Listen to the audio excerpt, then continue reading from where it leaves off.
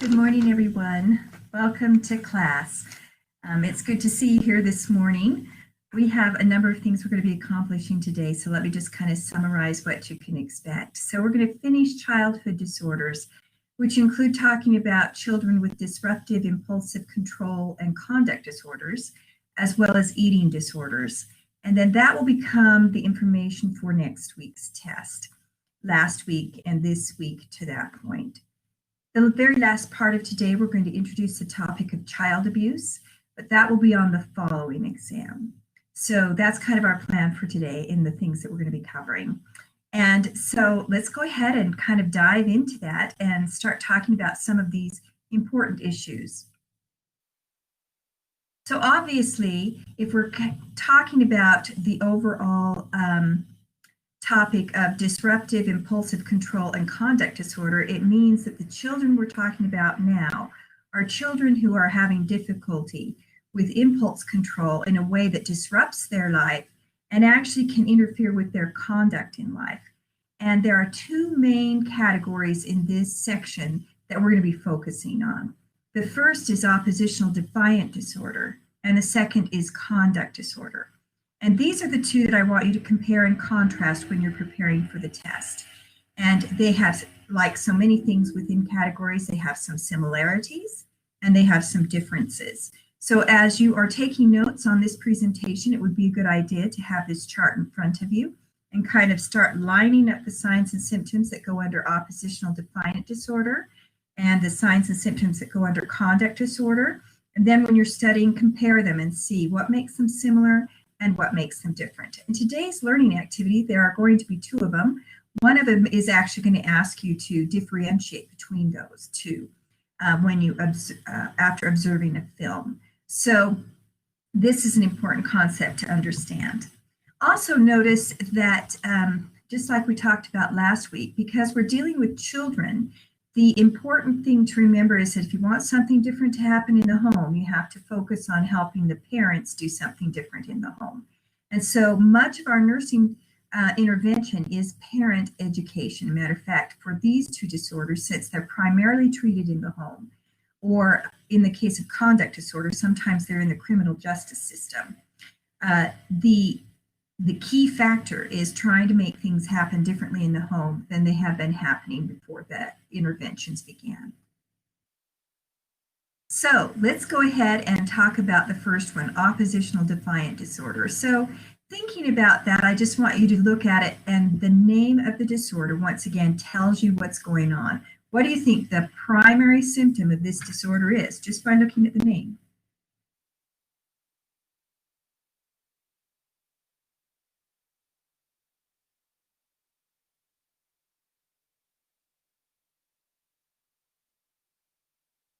Exactly. They aren't going to listen to what they're told.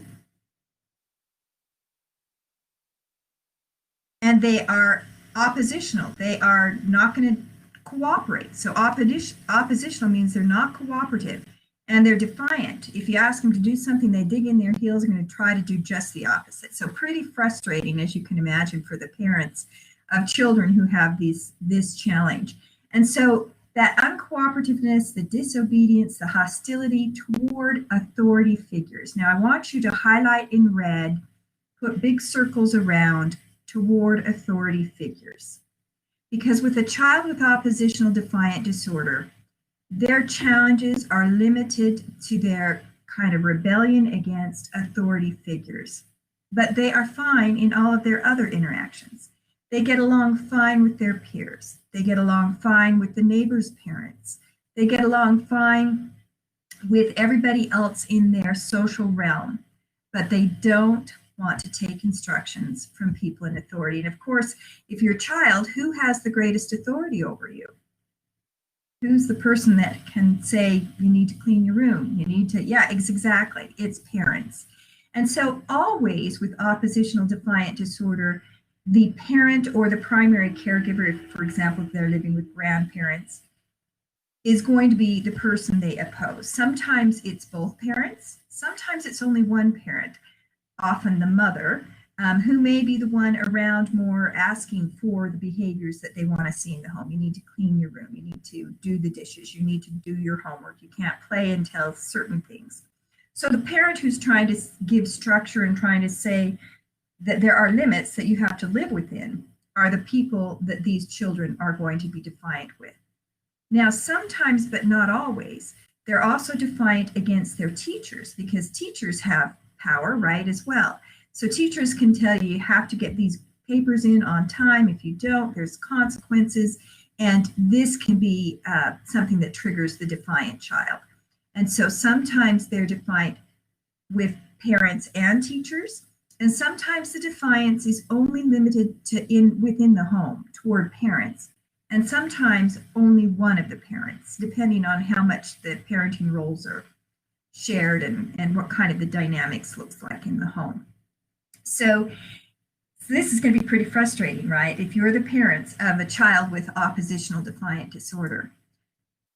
So one of the things that's important before we make a diagnosis of a mental health disorder is to differentiate between what the norms are versus an actual disorder, where you are doing a behavior to the extreme to the point of actually being called a mental health disorder. Now, it is normal for children to be defiant in their normal growth and development curve. Anybody who's a parent knows this, right? We call the terrible twos because the child's favorite word is no. And so it is something that we need to recognize before taking this diagnosis and labeling somebody with it, is that there's got to be a recognition between what's normal growth and development oppositional defiant behavior and what is beyond that and something we would actually call a mental health disorder. Because as children grow up, they start exerting their independence, and to the parent that can seem like that they're being uncooperative or that they're not being obedient as they should be, for example. And so finding that and defining it correctly is very important. So one of the things we always do when we're assessing these children is we actually hear the stories. What are they actually doing? And in what settings? And what does it look like? And then the physician will compare that to the norms of peers in that setting. And, you know, if little toddlers and 3-year-olds are saying no a lot or having little tantrums on the floor, that's not actually out of the norms of normal development. So that would not get diagnosed as oppositional defiant disorder. It has to be very significant, long lasting, and be certainly more than the normal expected normal and development curve associated with some uncooperativeness or oppositionality. So when we look at an overview of ODD, we realize that there is more often seen in males, but it's increasing among females. And that may be related to the societal norms of how people are presented in media, women are presented in media, and that might be playing a role in the amount of defiance that we're seeing. Genes, temperament, the adverse social conditions interacting to create this.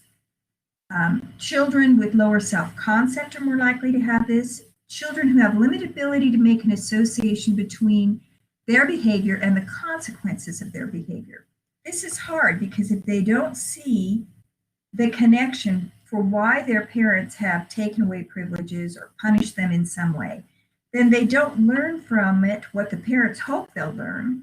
And instead, they might just dig in their heels, think the parents are being unfair and unreasonable, and blame the parents for everything and not make any progress as far as the behaviors we want to see in the home. ODD children may have impaired problem-solving ability or deficits in attention, flexibility in thinking and decision-making. They're very rigid in what they think should happen. It should be their way. And anybody who presents other points of view, they really have difficulty seeing that there could be a different point of view than the one that they're expressing. With the DSM-5, so what was DSM? What is the DSM-5?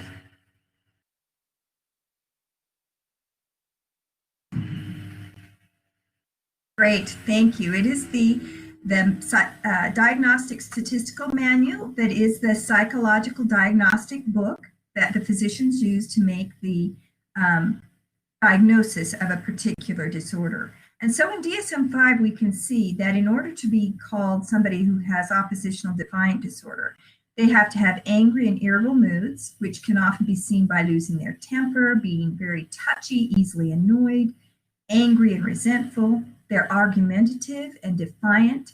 They argue with their authority figures, again, parents or teachers. They often actively defy or refuse to comply with requests from the authority figure, just seemingly out of the point of being defiant. Sometimes parents just throw up their hands in despair, and it's like, really, can't we just cooperate to get this done so we can all play together or do something else? And it's just because they've been requested to do something. They often dig in their heels. They often deliberately annoy others, and they always blame others for their mistakes and behaviors. And they can be vindictive. So you can see this is kind of above and beyond normal growth and development. This is creating real drama in the home. It's causing a lot of distress to the parents and sometimes in the school setting as well. They can also be passive aggressive. So they're stubborn, procrastinate, they're disobedient, careless, they're very negative. The whole world is against them. Testing limits, they resist direction, deliberately ignore communications from others, and there's an unwillingness to compromise. Again, who is this behavior directed to? A question to you. Who is all of this type of behavior directed to? Absolutely, the authority figure, the parent or the teachers. Parents just are amazed when they will get a note or a phone call or are talking at school, and the child's friends' parents say, "Oh, what a lovely child you have. When she comes over for dinner, she's so sweet. She helps us pick up the dishes after. She helps us around the house. She is so sweet and wonderful, and we just love her." And parents just kind of feel like pulling their hair out. It's like, really? Is that my child? It is so frustrating because it's like, if you can do it for the neighbor's parents, why can't you do it at home? And it's very frustrating in the family and causes a lot of, as you can see, a lot of tension and contention in the home, and it can make for a very difficult setting for those that are living in the household with somebody with ODD. And then some last symptoms as they that can be associated with it: running away, avoiding school, underachievement, temper tantrums, fighting, argumentativeness. And of course, as we said before, the problem arises from others.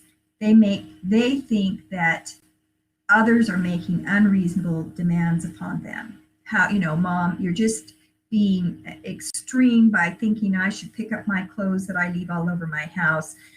You're just being, a horrible person because you think I should get my homework done before I play with my friends, this type of thing. So it is very, very challenging for these families that are experiencing this disorder. So how are we going to help this disorder? So I want you guys to take just a moment. I'm going to give you a minute to type in the text box. And I appreciate Stephanie and Amy's comments, but I'd like to hear from some more of you as well. So I'm going to give you just a minute. I want you to type in what the rules were for your Saturday morning routine when you were growing up in your parents' home. What were the expectations? Could you get up and do whatever you wanted? Did you have to clean your room first? What were the rules in your home? Okay, so chores, and I assume that means chores first. You had to do your chores before you could go play with friends. I had a list of chores and I had to get done before doing anything else. Eat breakfast first, then do chores. Chores, wake up before 8, so you weren't allowed to sleep in. Chores before playing with friends. Great, many of you had to do chores. Some of you got to do cartoons in the morning and then your chores. All the chores had to be done. Breakfast, and then a list of chores. Mom split between us all on Saturdays. One Saturday a month, and it was yard work on Saturday. No TV in the AM. If we had soccer games, though we could do our chores after. Soccer games were Saturday morning, did chores after. Chores, practice piano, play. And yeah, soccer. That was it. Now, most of you thrown in the Saturday routine that claimed chores. Were any of you not expected to do any chores on Saturday morning? Chip in and add to the chat if there were no chore expectations on Saturday morning in your home. Chores were Sunday thing and then family time. Softball and football all weekend on, so we didn't try to compete with the sporting events on the weekend. Didn't have chores on Saturday. Exactly. Now, I'm assuming for those that are telling us that you didn't do chores on Saturday, that didn't mean you didn't have chores, that you had another pattern for doing chores. If you guys had a different pattern than Saturday morning, kind of type that in. What was the expectation about keeping your room clean? Or was it your room and nobody cared what went on in your room as long as you helped with the dishes once a week or something like that?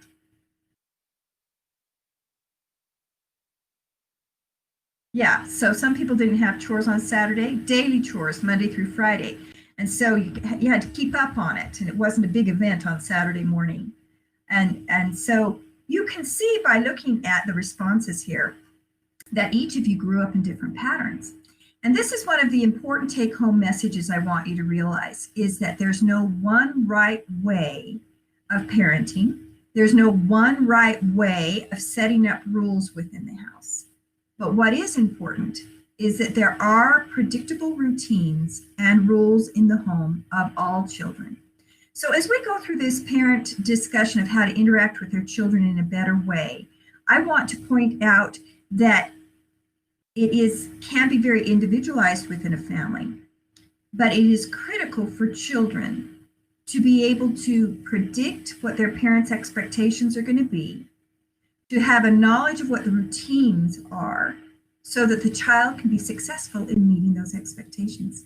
If the expectations are constantly changing, and sometimes they're in trouble for something sometimes, and other times they're praised for not doing chores Saturday morning, that mixed message is what creates problems for children. So having a routine, having a consistency about expectations, having it be clear what the roles are in the home is the important take-home point. And so I want you to think about it, especially when you're in nursing school, if some of you are parents. Nursing school can really throw a wrench into routines in homes. And so that can be a real challenge. And that's something that people struggle with when they're in nursing school, is to try to keep those home routines going. But it is very important for children to have home routines. As we go through this section, we're going to spend the next 20 minutes or so talking about parenting and the way parents should parent for a child with ODD. But it's not just ODD children. This is parenting skills for any family in any setting, whether there are any childhood problems or not. And so that routine that's consistent and predictable is what's important in a family's home. Now, anytime we go to interact with parents, there's always a lot on parents' plates. So once again, let's have you throw into the chat, what is on your plate, whether you're a parent or not, assume you're a parent right now, and tell me everything you've got going on in your life that would have to be juggled around that routine I'm telling you that we need to have. What else is on your plate? So again, everybody just chip in and type away. School, work, bills, sleep, or rather the lack of it probably, right? We don't get enough sleep when we're in school.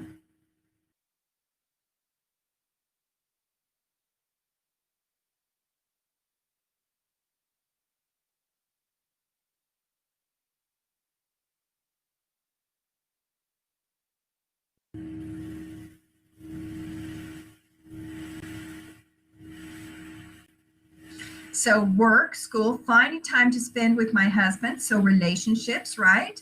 If you're not married, you may be wanting to date. That's hard to find time for in nursing school. Shout out to those who are parenting during nursing school. It is truly amazing, especially right now during the pandemic. It was quite a challenge for our students who, suddenly in March, their parents going to school full time, and suddenly they have to teach their children online. 2, 3, 4 children, suddenly they're supposed to take on that role in the midst of everything else. Truly amazing that people have pulled off what they've pulled off. We respect our students so much. We realize there's so much on your plate, and that It may feel like we think we're the only thing in your life, but we actually do realize there are many demands in your life. Nursing school, grocery shopping, planning meals, making the meals, finding family time and personal time, a chance to breathe and unwind yourself. I'm a wife taking care of animals, cleaning house, a new house. I hope you didn't have to move in during nursing school. Um, Visitors during the summer and COVID precautions. I know everything is so much more challenging, isn't it, to do anything with all our COVID precautions. School, extracurricular stuff, all stuff related to kids, maintain the house, working. April and May were terrible with the kids. Rough time, absolutely. So challenging. So when we interact with parents, especially with parents who have children with oppositional defiant disorder, one thing we need to realize is that the child has probably been becoming more and more oppositional for a long period of time. You don't get this diagnosis if you have a bad couple of weeks or even a bad couple of months. Children go through phases, right? This means this child's been becoming more and more defiant, consistently so, for 6 months and more. I actually would have to look up at the DSM-5 to see if they have an actual time frame with it. But the point is that it's a long period of time and it's consistently that way for the parents. So by the time they get to us, they're pretty exasperated. They're pretty frustrated with this child and they're feeling overwhelmed with everything that's on their plate. I don't know about you, but it's really hard when you have a very full plate if somebody sweeps in and says, now, in order to be a good parent, which of course is the thing that's most tender to most people's heart, right? We want to be good parents. We want to do the best for our children. And somebody sweeps in on your very full plate and says, oh, and by the way, I want you to do this, 2, 3, 4, 5, 6 more things to do. Well, if somebody comes in and that's the first thing they say to you, what would your response be as the parent? Here, you're overwhelmed. By the way, we think you need to do everything you're doing differently, or at least some of what you're doing differently. And here's the ground rule. These are the things you need to do. Yeah, it'd be just way too frustrating. And many of the people would not come back, and understandably so, right? They wouldn't come back to their counseling sessions. They wouldn't want to come back, and it would just be like the straw that's breaking the camel's back. So the first rule of thumb when working with parents is if you really want lifestyle changes to happen in the home for the sake of the child, you have to take care of the parent first. Which means we have to use our good therapeutic communication skills and listen. We need to listen to their stories. So the first visits or two, and this is usually taken care of by the counselor, but some of you may be going into this in your future. The whole idea is to listen. Let them share every frustration. Let them tell their stories that are making them crazy. Let them tell the things that they have been doing, which they think are right and should be making a difference for the better, and yet it hasn't been working. Try not to overreact or be judgmental. Sometimes when there's a lot of frustration in the home, parents are not at their best, and their reactions they'll disclose. Sometimes they feel bad about it. Sometimes they think they've done the right thing, but they'll disclose that they're yelling at their child and losing control, their own temper with the child. Or worse yet, perhaps they're striking the child in their anger. As the people hearing the story, we need to make sure we don't overreact and that we come across as empathetic and non-judgmental. If we think there are safety issues in the home, we are going to address them. And we're going to put them in the context of the whole story. Is this something that we think will settle down when we give the proper support to the parents and teach them better ways to interact with their child when they're becoming frustrated? Do we think that will prevent those angry moments of perhaps slapping the child, or those angry moments where they have a meltdown and just scream at the child? Often that can work. And if that's the case, it's going to be our direction and approach. Our last topic today is child abuse. Obviously, if we think there's lack of safety in the home that rises to the level that we feel that we need to report this as abuse, then that is going to be done. So in this discussion, we're going to go from the assumption that we don't think it's abuse per se, although there's clearly a need for better parenting.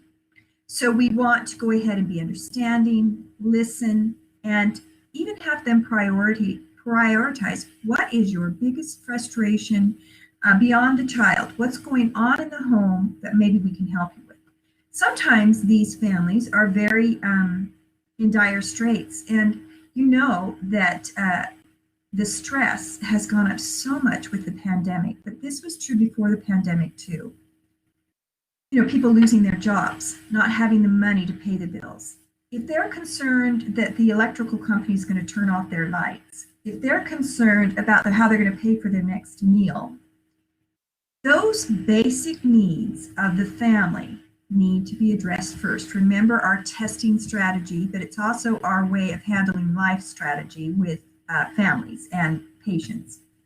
Safety, and then basic needs. So if there are basic needs in the home not being met, this is when we pull in our social workers and we say, you know, these people need their hand held to get them through food stamps or to help them get the social services they need in order to be able to get the child care they need so they can hold the job that's just around the corner, but they don't have the child care that they need to have so they can carry on this job that would provide for the family. We do need to look at the parents and we need to help them handle what's most critical that keeps them awake at night, that's making them unable to have the personal reserve to hear our suggestions for what they need to do in the home for their children or for this child that's being oppositional. We also need to teach parents to care for themselves with adequate sleep, nutritious food, and exercise. Okay, so in the chat box, I want you to just tell me, just throw it out there, how many hours of sleep do you average a night, especially while you're in nursing school? Just start typing it in. I'm going to keep talking while you're typing, but please type in how many hours you're averaging. 5, 6, 7, good for you, Ashley. 7, 8, oh, Amy, I'm amazed, good for you. Yeah, it's crazy. I'm not in nursing school, but as you know, I've mentioned that I'm caring for my mother in my home who has cancer, and we have adult children, but as a parent, you're always a parent, and lots of things on our plate. And last week I averaged 5.5 hours of sleep, and I am not somebody who does well with sleep. How many of you are like me, that you do pretty well as long as you have enough sleep and you're not hungry? I have kind of a funny story about that. I got married a little older, and my husband called my father, who lived out of the country, to kind of, you know, tell him that he was going to propose, and my father pulled him, you know, got on the phone and pulled him aside out of the hearing range of my mother, and said, you know, I have just a couple of little things I need to tell you about Wendy. She is really nice, but you have to make sure she gets her sleep and enough to eat. When my husband told me that, I just laughed. I'd never really thought about it, but it's really true. I can be very patient, very kind, very take life in stride unless I'm tired and hungry. Who can relate to this? Am I the only one who loses it when you're tired and hungry? Please tell me I'm not. Yes, my husband needs at least 8 hours to function. Exactly.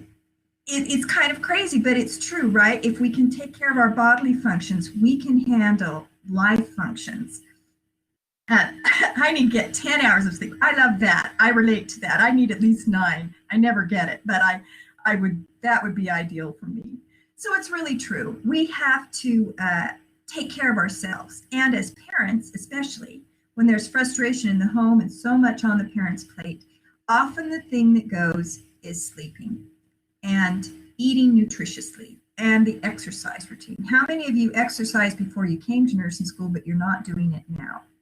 You can type that in too, that your exercise routine is at least decreased from what it was, if it hasn't gone away completely. Yeah, it's just, you know, it's just too hard. And so what those things are called, getting enough sleep, nutrition, and exercise, are self-regulating skills that we need to have as parents, but also need to teach our children to have as well. So you'll see that I'm going to suggest to the parents that they need to help their children do these things in a minute. And you know, nursing school does not help weight. It never did me either. Because I knew for a fact when I got my master's degree, I was actually teaching full time and getting my master's degree on the side. And I am sure, absolutely sure, that my computer wouldn't have booted up if I didn't have chocolate covered peanuts next to me. I'm sure it wouldn't have worked. Yeah, they went hand in hand. Computer didn't work unless I had my chocolate covered peanuts. Not good. Exactly. We kind of resort to those comfort foods, things that help us handle the stress. So these are very relatable things. And because of that, I think we can come across as is empathetic to our patients, and we can help them feel like they're not judged, and reassure, that's many people struggle with these things. And so it is something that's important. Oops. Let's go. There we go. I'll get it yet. Okay. So now that we've taken care of the parents, we've really kind of addressed their priority concerns, or at least we're helping them with it, right? And helping them get that control, encouraging them to take care of themselves, finding real ways that that can happen for them. Now we need to assist the parents in interacting with this ODD child. And like I said, even though we're teaching this in the context of ODD, it is actually what we teach all parents in any setting for children. It is what parents should be doing for their children.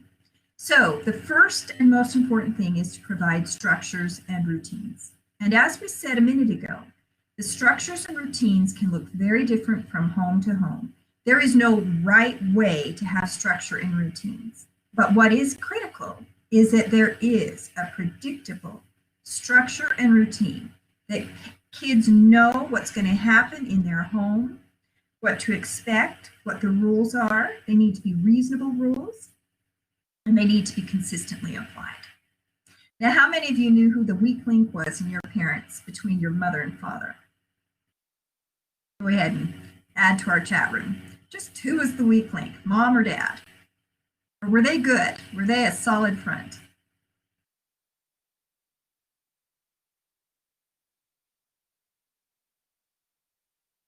You guys had great parents. Nobody had any weak link with the parents.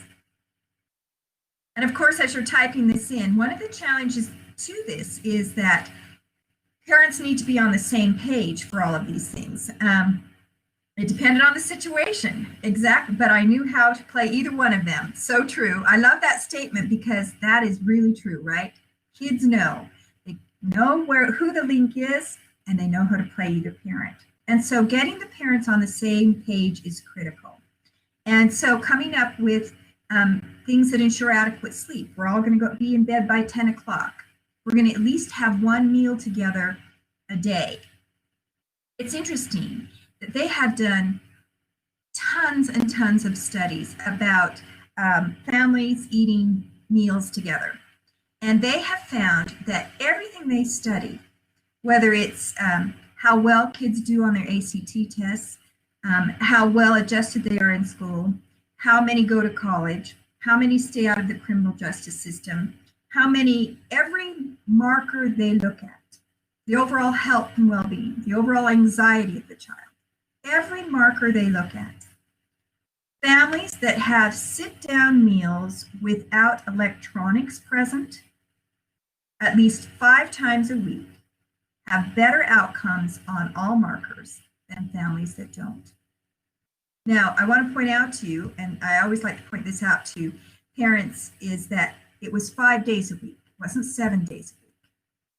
And no one said what the meal was. Now, granted, it would be unwise to eat McDonald's every night, but if that's what everybody was eating together, it didn't matter. What mattered is that the families sat down together, all of them. And at a family meal, you're all eating, no electronics is going, and so what is happening that makes this so therapeutic, so beneficial to families?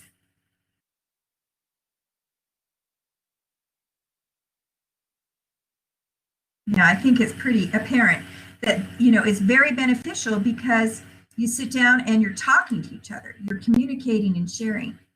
This gives the children time in real time that day to talk about what happened at school, when they were upset with somebody, when they had a great achievement and wanted to share it, when they were annoyed, when they had some theme that was on their mind. This gives parents a chance to connect with their children, let them be real to their children. You know, work was crazy today. I didn't get everything done, and I'm really frustrated about whatever. It also gives them a chance to have memories created, great memories created, and oftentimes they'll have some positive behaviors during the meal that are kind of become ritualistic for families as well. And so this is critically important to have those meals together. Encouraging the children to have active lifestyles. So again, doing those things that are important. So we're taking care of their sleep, their food in a nutritious way. Granted, McDonald's is okay occasionally, but we do need to overall think about nutrition. We're going to talk about eating disorders in just a little bit and talk about how parents really set the style of how food is done in the home. Encouraging an active lifestyle. We talked last week about how important sports can be and or artistic things. It could be a choir, dance, whatever, cheerleading, these kinds of things, that's a sport. These kinds of things, group teamwork for children is very important in developing social skills. So not all children will embrace that. Some are more loners, some are quieter, that's okay. But if they have that, it can be very beneficial and healthy for children. And being active is very important. And then the routine schedule that is consistently followed. So once again, when I was growing up, we came home and we watched television. We had the lineup. So this dates me. It was Bewitched and I Dream of Jeannie. And then we had to do our homework, and then we had dinner, and then we could play. So it doesn't matter what the routine is, as long as there is a routine. Some kids are allowed to play after school, but they can't go to bed until their homework is done. Now, that's a little scary, because if that's the rule, you better have a start time that allows it to be finished in time for them to go to bed, say at 10, so that they can have adequate sleep through the night. So parents are encouraged to look at that structure and routine. Come up with one that works for their family. Can look very different from their neighbors, that's okay, but it's got to work for their family. Things that parents can actually make happen in their home. Now, this is one of the challenges. Ideally, everyone would go to parenting classes before they became a parent.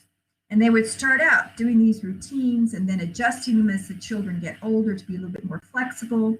And it would be a very, safe, routine environment for the children. And some parents do that very well, usually if they had parents who did it very well.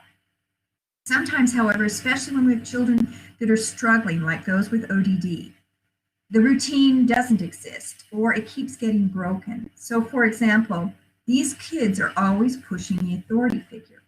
So if the rule is you can't go play until your homework is done, what are these children going to be doing? Every time they come home, they're going to be pestering mom. I want to go play. You're such a terrible mom. They'll have their little tantrums. They'll carry on. The price the parent pays to try to enforce that rule can sometimes just be too overwhelming to them. And so they break the rule. They let them go play. Well, then when you break the rule, the child realizes, you know what, I have to just carry on for a half hour. That's about how long it takes my mother to break and let me do what I want. And they kind of learn that, right? Somebody earlier mentioned, I knew how to play the parents. Kids know how to play their parents. So consistency is really critical. And since these families probably already have routines that are not functional or very standard, we would implement routines one at a time. What is it that's most important to the parents and the child in this home to help this family be successful? Is the routine going to be just that we have 5 dinners a week together? We're not going to worry about homework and chores and other things that's driving mom crazy yet. We're going to do one of them at a time. And we're going to be incredibly consistent about it. And there's no breaking of it. And initially, that child's going to give them a lot of flack. But if they hang in tight, often needing the support of us, other people saying, nope, you're doing it right, hang in there, eventually the child will get that this routine never breaks. That they've got to be home to have dinner or whatever it is that was most important to the family members to start with. Then add another. and then add another. So you can see how we're going to take it in stepwise fashion. We're not going to scoop in one weekend and say, went to counseling, the whole world's going to change starting today. Oh, the parent would never survive all the resistance that would come with that. So they're going to take on what's important to them one at a time. Does that make sense? How we're going to implement that if the patterns don't already exist. Okay, assisting the parent with rules and consequences. So there are always rules and consequences. Many of you mentioned your rules in your family's Saturday routine or other chore routines. Let's give this a chance to chat in the chat room really quickly and tell me what some of the consequences in your home were. It doesn't matter what age you're talking about, whether you were young or older. You may want to indicate in the chat room whether you were young or older so that it will make sense, because obviously the rules for consequences for a young child are going to look different than the consequences for a teenager. But what were some of the consequences for breaking rules in your home?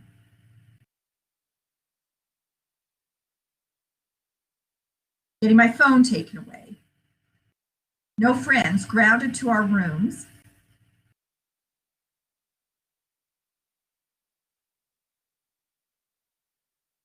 More chores.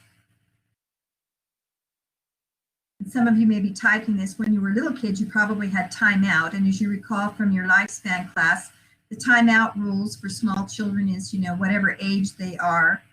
If they're a 3-year-old, they get 3 minutes of timeout. Timeouts don't usually start until age 2. I would get grounded and have my phone and car taken away as a teen. Exactly. So different kinds of things. Didn't like to play with friends as kids, so my concept was going to my friend's house. Sounds silly, but it was a real consequence. That's very interesting. That brings up a good point, though, that I want to make. The consequence has to have meaning to the child. If taking away friends had no meaning, it isn't a consequence that's going to get a change in behavior. So thank you for bringing that up, Megan, because that's a very important thing. And parents know their children, what's important to them. So as parents are thinking about rules and consequences, they often need guidance with this, because sometimes parents, especially with defiant children, think if I just give a stronger punishment, if I just make the punishment longer or harder on them, that will somehow change their behavior.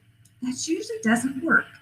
A child who sees the punishment is unreasonable, especially if they're already defiant, but even if they're not, if you, for example, ground children for a month, that's excessively long time for grounding a child. They learn their lesson after a day or 2 or 3. They did not.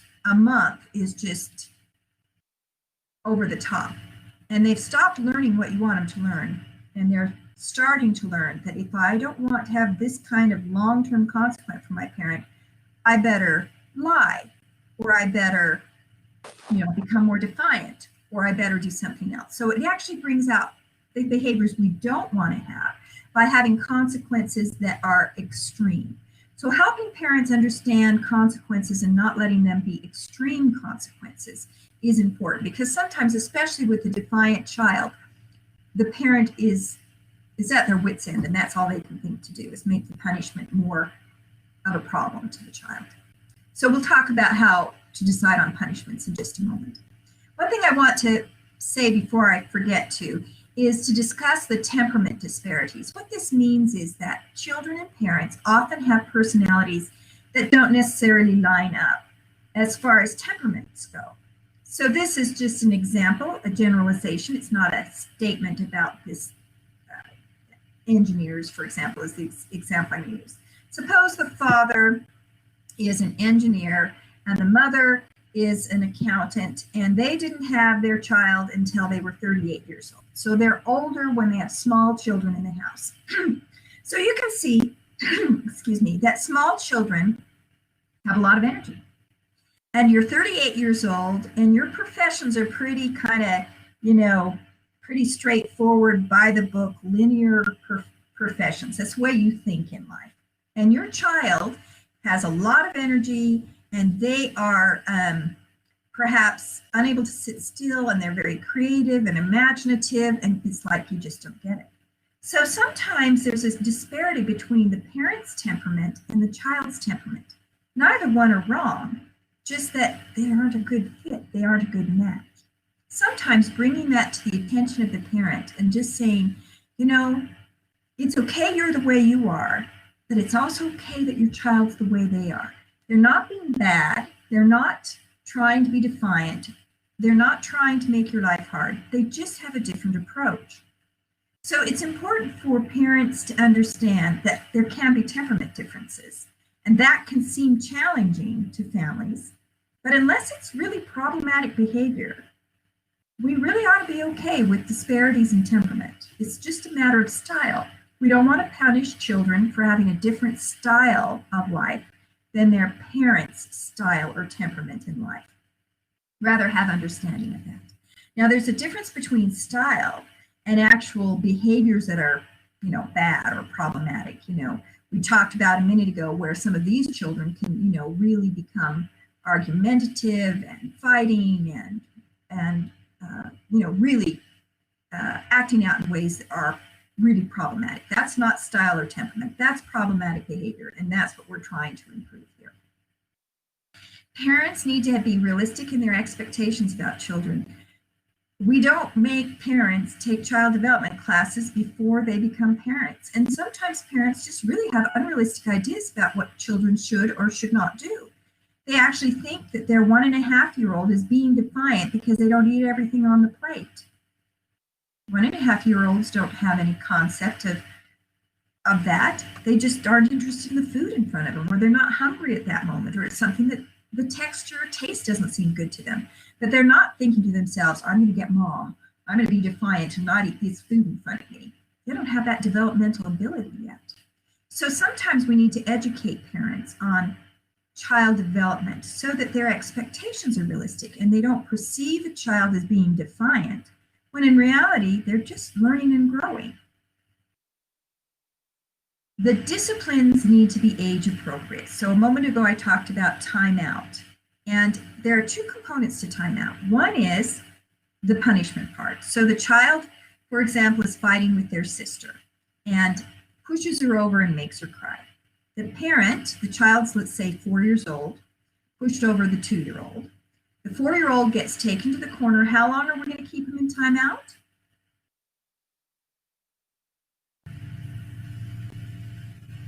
Thanks, Shelby. 4 minutes, because they're 4 years old. And that this is the part that parents do naturally, but they don't actually think about it. Timeout by itself, or any punishment by itself, doesn't actually teach what the parents want. The parents want the child to develop social skills and an understanding of right and wrong. Punishing a child in and of itself doesn't teach that.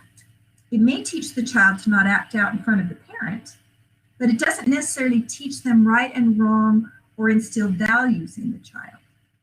So parents do this automatically without even thinking about it.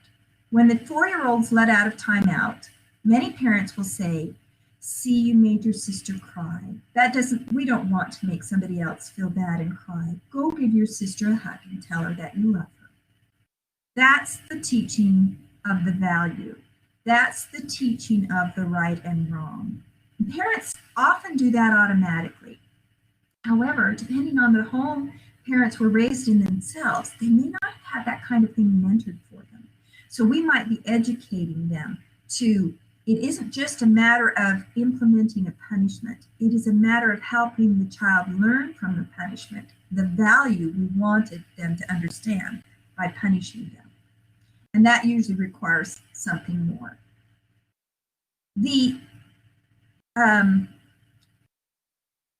punishment needs to adjust as the child goes along. So, for example, a timeout for a 16-year-old is just obnoxious. It wouldn't work.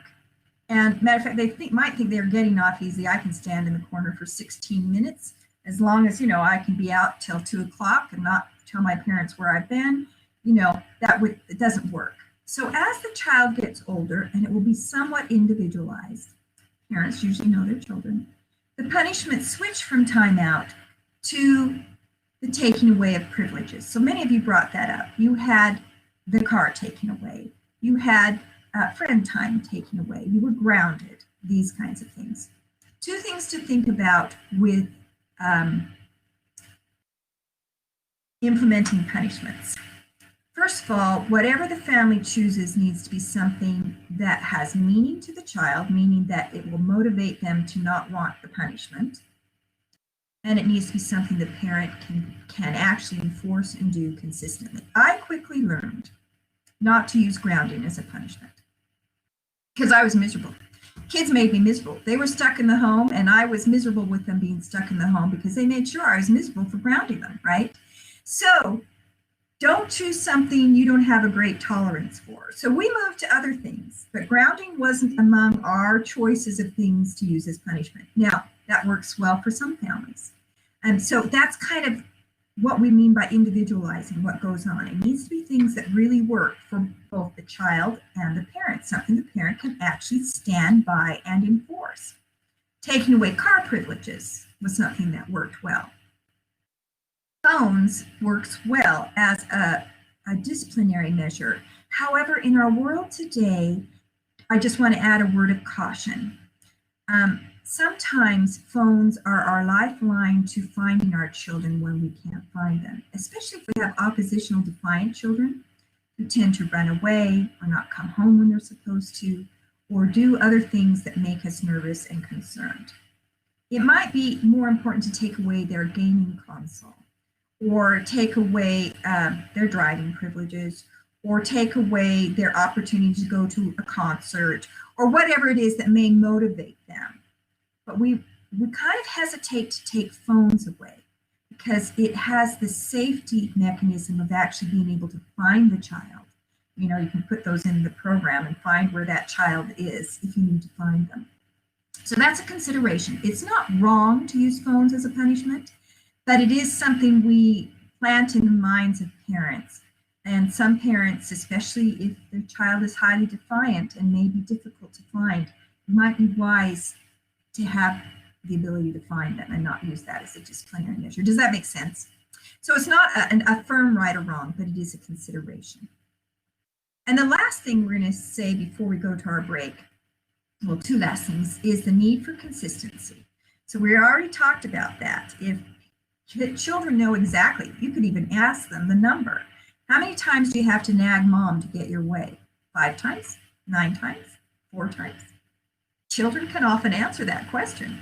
And so consistency is the key. Don't make rules you can't consistently enforce. If you're going to cave, it's better not to make the rule to begin with. Also, try to be consistent between parents.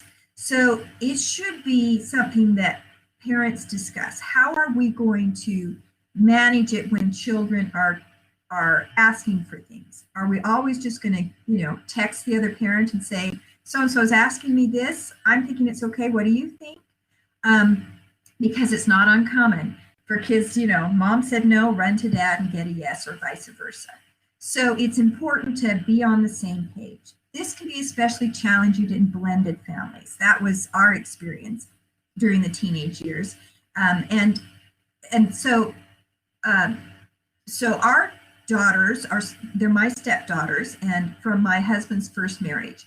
And so because we had them less often, we often attempted to match what the rules were in their home with their mom. So the same curfew, those kinds of things, to try to make things as similar as possible from home to home. So there weren't major discrepancies in expectations from home to home, and then try to be consistent in reinforcing that, to try to give consistency to the children, which is critical for these things to be successful.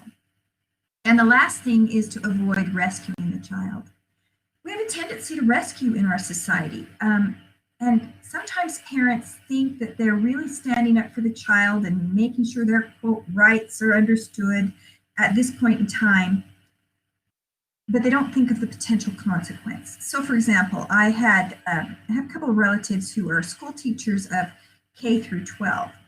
And 30 years ago, if a child, pushed Johnny down on the playground and you called the parents in, the parents would sit next to the child and the principal or the teacher and reinforce whatever the principal or teacher said.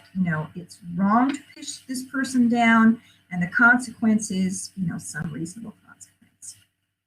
Today, however, my family members are telling me that more often than not, for things that seem quite obvious that the child really should have some consequence for, the parents will defend the child. Well, he wouldn't have pushed Johnny down if Johnny hadn't said, or if Johnny hadn't done this. Well, of course, that's true to a degree, but in the end, pushing somebody down or hurting somebody else is still wrong and the principle we want to reinforce.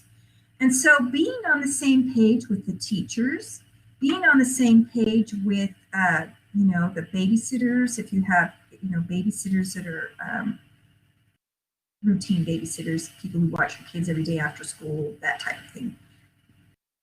Try not to rescue the child. Really consider before you intervene and take away the consequence that somebody you've entrusted your child in their care, like teachers, before you decide to undermine what the teacher's doing, really ask yourself, what's the most important thing here? Is it more important for my child to learn that they do have to follow rules of other people when they're in different settings than our home, and not run in and rescue them from every consequence? What happens when children are frequently rescued is that they get the artificial idea that the world should change for them all the time. That, bosses don't have a right to expect them to work on time. That they shouldn't have to wear the uniform that their place of work claims. That they don't have to obey traffic laws. That they don't have to. It really is setting children up not to recognize the realities of the world. So really avoid rescuing unless there's really a significant cause. There's some major reason, not just a style reason that your parenting style is different than the teacher's style of doing something, but a real, injustice reason that needs to be advocated for. Does that make sense? We want balance, but that parents, we've heard of this, helicopter parents. There's now what we call the lawn mowing parent. I don't know if you've heard of that. So the helicopter parent is the parent that hovers over their children and almost never lets them have independence. The lawn mowing parent is the person who goes before the child and cuts every blade of grass to be exactly equal and smooth and have no barriers or any troubled water, any kind of challenge in life ahead of them. Well, that's just not realistic. Life is challenging. People don't see things the same way. We do have to work with people who will view things differently than we do, and we have to find ways to compromise, and we have to decide what's important enough to talk about and create a challenge with, and what's better off just saying, you know what, we're going to agree to disagree. This is not worth the battle. These are life skills we need our children to understand so they can be successful adults. So that avoid rescuing is very critical. We do find a high connection between children who were continually rescued and those who struggle in their adult years. So it is a consideration that parents need to be taught. Now it's time for a 5-minute break before we continue talking about parenting. You can see we have a lot to say about this. But does anybody have any final comment before? And you can chime in with your video or just audio if you have a quick question before we take our 5-minute break about what we've discussed so far. Okay, let's go ahead and take our 5-minute break then, and we'll come back at, let's see, it is 9 o'clock, so 9:05, and so we'll see you in just 5 minutes. We'll take a quick break and come back and continue talking about how to parent the child with ODD, or for that matter, any child.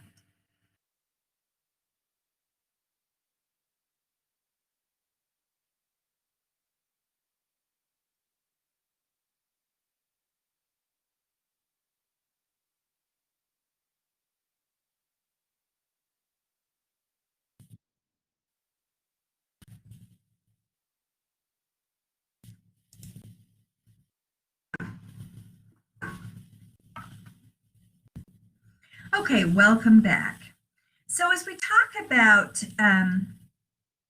children, and especially those with ODD, One of the things that they're really not seeing is how they are actually creating many of their own problems by being so defiant and uncooperative. And so one of the things we want to do is help them gain insight. Remember, people who don't have personal insight into a problem are very difficult to treat because they don't see that the problem has anything to do with them. So why should I change? It's my parents' problem. It's the teacher's problem. It's somebody else's problem. And so helping them gain personal insight is very critical. And this is often done more with a counselor because parents have a hard time doing this because the child is sure it's the parent's problem, not their problem. And they don't see the connection between what they do and why people react to them negatively. So one of the things we want to do is always convey acceptance of the child. So we accept the child even though their behavior may be undesirable. So we need to make that connection clear. And we encourage parents to make that clear when they're giving feedback to their child, especially if they're feeling frustrated. I'm very frustrated that you always break curfew, but I love you very much. You know, you are, and the reason I'm upset you break curfew is because I'm worried about you. I love you so much. So always conveying that love and acceptance and pointing the frustration at the actual behavior that the child is exhibiting. Help the child to recognize that feelings of inadequacy provoke their defensiveness, such as blaming others for their problems or trying to get even. And identify situations that provoke the defensiveness and then role play appropriate ways to respond. And this is obviously something that often happens with a counselor. It's like, so tell me what's going on in the home. You said this, your parents said this. Let's role play some things of how you could have responded differently that might have gotten a different response from your parents. And then provide immediate positive feedback for any acceptable behavior they have. So again, that's something we encourage the parents to have. Assist with regulating their behaviors. So again, that unconditional positive regard for the child, but also set limits on manipulative behavior. And we're going to have another slide on what to do when children manipulate in just a moment. So I'll defer to that in just a second. Take caution not to reinforce manipulative behaviors, identify the consequences, and then treat them matter-of-factly. Actually, this one might be the manipulative slide. Let me put it in here. So let's suppose that you have a child that's very manipulative, which they often are if they have ODD. How do you handle that? Well, you recall from your CPI classes that when people were getting angry and agitated and irritable, one of the things to do was to set limits. And that's what we do when we are dealing with children who are manipulative. We need to set limits that are realistic and appropriate for the setting. And they need to have the limits set before the unwanted behavior exists. And sometimes that doesn't happen ideally in a family. Maybe they break curfew and then we come up with a plan. But from that point on, we need to be consistent in following that plan. And so when the child is being manipulative, let's say they don't come home on time, and they never come home on time. But each time they come home late, they have a great story to tell you about. It wasn't their fault, their friend this, or there was a train that blocked their ability to get home on time, or they have a litany of excuses, right, of why they couldn't get themselves home on time. So one of my favorite words to teach people about manipulative behaviors is the word nevertheless. Nevertheless. The consequence for not being home on time is that you are unable to go with friends on Saturday night, or you have lost your car privileges for the weekend, or whatever the agreed upon consequence will be. But that's not fair, Mom. This isn't, that's not fair because this was out of my control and da-da-da-da-da. Nevertheless, the consequence for being late. And having that low emotion is really critical and incredibly hard to do if you're the parent. I don't know, maybe you're not like me, but I have a hard time being low emotion when it's my children. I can do that really well in other settings, but when it's your child who you love so much and you care about so much, having that low emotion can be very challenging. But that's something we want to help the parents practice and have some experience with. And the point is, you don't argue with a manipulative person. Because when you start arguing and you go down that path, well, you should have known that trains come by that time every night and left earlier, or you should have, and you start down that path of arguing back and forth with the child about whatever their excuse is. All that happens is people argue. They'll never give up their argument, and now they've got you on the run because they've got you arguing. So don't go into the argument. With manipulative behavior, you simply need to say, nevertheless, the consequences. Nevertheless, the consequences. What's the word, folks?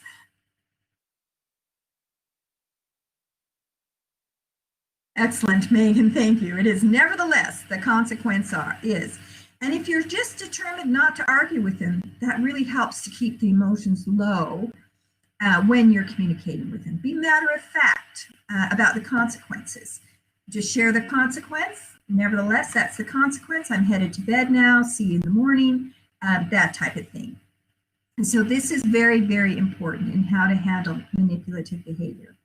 This is true if a patient is on an inpatient unit and they're manipulative. Any of you that have worked in psych units know that not necessarily, we don't always see ODD children in a psych unit, but we sometimes see manipulative patients in a psych unit, borderline personalities, for example. And it's very critical that everybody be consistent in their interactions with that patient, that whatever limits have been set, they're very consistent in everyone's following the rules about what's going to happen with that patient and not getting into arguments with the patient, because that's how manipulation works, is to try to drag somebody into an argument and then try to get them to change their mind or doubt their, whether they're being reasonable or not, these kinds of things. Okay, so that is our information on the child with ODD. So to summarize, what does ODD mean, and who is getting the behavior directed toward?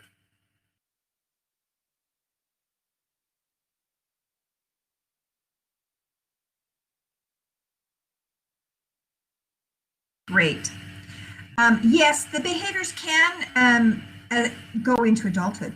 They can. People who are oppositional and defiant when they're younger can continue that kind of behavior into adulthood, and it usually causes problems for them, right? Because they can't get along. Now the authority figure becomes their boss, and so they have a hard time holding jobs, and they may see their partner as somebody who shouldn't have anything that they should be able to say about what you do.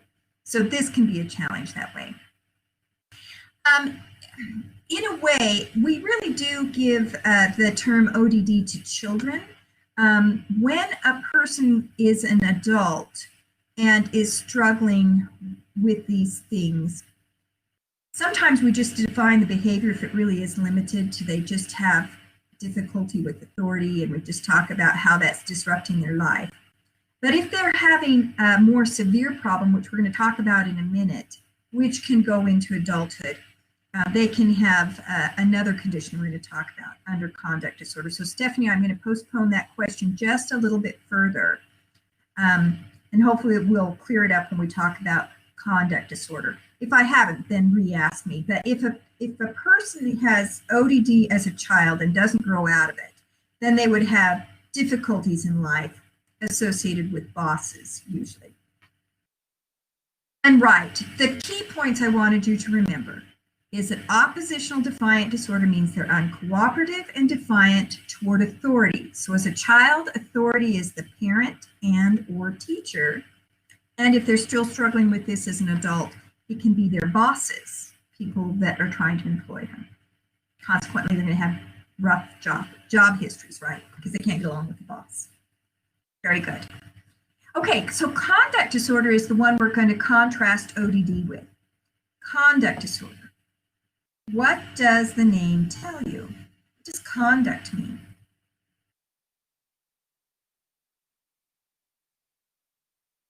So conduct, thank you, Amy. I can see you're typing in. Go ahead and finish typing. Conduct is everything in life, right?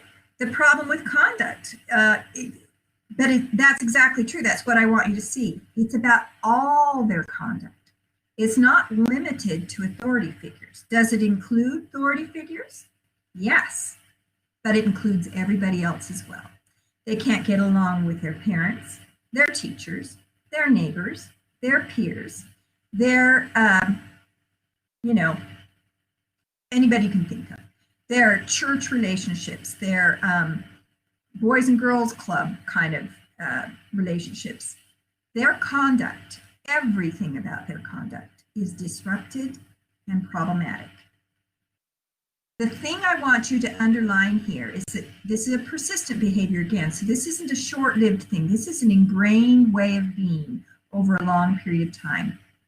And they are violating, so I want you to highlight that word violates, social norms, rules, laws, and the rights of others. These children are little criminals, and I'm not saying that in an affectionate way. They truly are criminals. And their conduct with everybody is problematic, including their parents and teachers, but not limited to their parents and or teacher. So when we look at this particular disorder, it is, again, more prevalent among boys, but it's increasing among girls. And again, that social influence we have in media is really a challenge. The violence that children witness today in gaming and in media, and this mentoring of violence is playing a role in how much disruption we're seeing with these kinds of disorders. We also know that common comorbidities exist. So for example, a child with ADHD is at risk for ODD and or conduct disorder, or if they have mood disorders, learning disorders, or substance abuse disorders. This could be a comorbidity that they may have. We didn't say this, but ODD could be a comorbidity for those as well. And sometimes it progresses. Sometimes the child starts out with ODD and they progress into conduct disorder. There are two subtypes of conduct disorder, and you do need to be able to recognize the difference between these two things. There's a childhood onset, meaning that conduct disorder occurs before the age of 10. And there's an adolescent onset, meaning between the age of 10 and 17. Now, we're going to go into the symptoms of this in a minute, and I think that's going to really express to you the depth and the challenge of children with conduct disorder. But these children have no conscience. They don't have feelings of compassion toward other people. They are truly willing to hurt others, to hurt animals, to do whatever they need to get what they want in that moment in time. And they don't care who they walk on to get it or what they do to accomplish it. And it is very scary. So just as a quick question I'm going to throw out there, and again, several of you chime in the chat line and just give me your opinion. It doesn't matter if you're right or wrong. We'll give you the right answer in a minute. But which do you think has the better prognosis, meaning that's most likely to be treated effectively? The childhood onset, where the conduct disorder begins before the age of 10, or the adolescent onset, where the diagnosis occurs between 10 and 17. So Stephanie claims childhood. Childhood. Childhood. Anyone going for adolescent onset? Good. Megan's going for adolescent. Any other adolescent onsets? Couple? Great. Great. So it's not necessarily intuitive, but there is a distinct answer. The answer is the best prognosis is with the child with adolescent onset. And when I tell you the reason, that'll probably make more sense. If you developed conduct disorder when you were 5, 6, 7, 8, you don't really know any other way of doing life. You have always bullied others. You have always stepped on the rights of others. You have never had empathy for others. So you don't have that skill set within you. If it develops when you're an adolescent, the assumption is that when you were younger, you had some of these things in your favor. You did have empathy for some other people. You did feel bad when you did things wrong. You did have some conscience involved. And now you kind of, push that to the back of your being and made it so that you're pushing those feelings down inside so you don't have them come forward as much. So the idea is that if you're a child and you've never known anything else, you're growing up with that. Chances are you don't change in adolescence. You continue to have conduct disorder through adolescence. And if you don't change by the time you're adult, your diagnosis gets changed from conduct disorder to what we call antisocial personality disorder. This is the same thing. It just means you're an adult with these symptoms. You have no conscience. You're willing to step on the rights of others. You are often a criminal. You often are manipulative and do whatever it takes to get what you want. These people are bullies. These people are willing to fraudulently take from other people. Sometimes they become very good at being manipulative. They seem like the good person. They represent themselves in a good light, but in reality, they're stealing money from everybody at the church or whatever the case may be.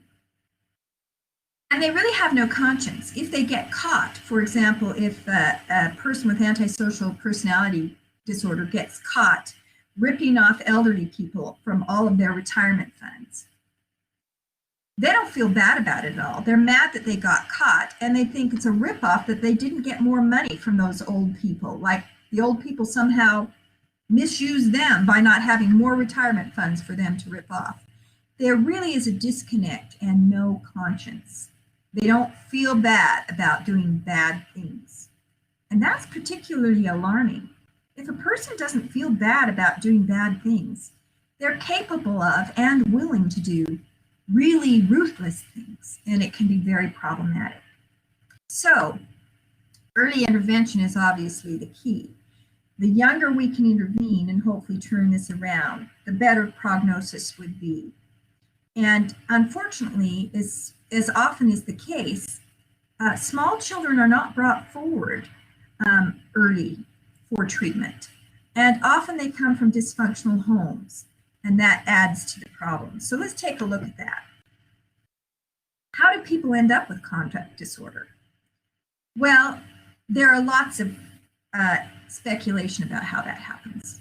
There is thought to be a genetic component. For example, we know of children who grow up to have conduct disorder who seem to develop it very young, in childhood or in early adolescence. Yet they were adopted into, loving, caring, adoptive homes. So it doesn't appear to be their environment, and yet they grew up very much entrenched in this. So there is some thought that there might be a genetic component, temperament or biochemical factors. We also know that there can be psychological influences. How they're being treated by others can play a role. And then on the other side of the page here, where it says family influences, these are things that may exist in some of the families where children develop conduct disorder. Parental rejection, inconsistent management with harsh discipline. This is a real setup for children. If children get mixed messages, especially from their mother, who often has the primary role early in their life and influence earlier in their life, where the mother is loving and doting one minute, and then yelling and pushing them away at other moments. And there's no consistent pattern for them to figure out how to please mom. It's very random. Sometimes the very thing they did one day results in cuddling and loving, and the very same thing the next day results in moms harshly yelling at them and telling them to get away from her. That inconsistency really sets children up. They can't figure their world out. And so they turn within themselves, and they don't develop that empathy. They don't develop those values that typically are instilled by parents. and consequently they're set up for this kind of behavior. Early institutional living, where they don't bond and trust anybody. Frequent shifting of parental figures, so people who are in and out of a lot of foster homes, this can sometimes happen to. Large families, before you get upset about large families, not everybody who comes from a large family is going to have these issues. But if a large family makes it so that there's not enough individualized attention, that can sometimes be a risk factor. An absentee father, parents who have antisocial disorder or alcohol use, so they're mentoring these kinds of behaviors. Marital conflict and divorce. Now, there's a lot of divorce in our society. Divorce in and of itself doesn't necessarily set a child up for this. It is the marital conflict that creates problems for children.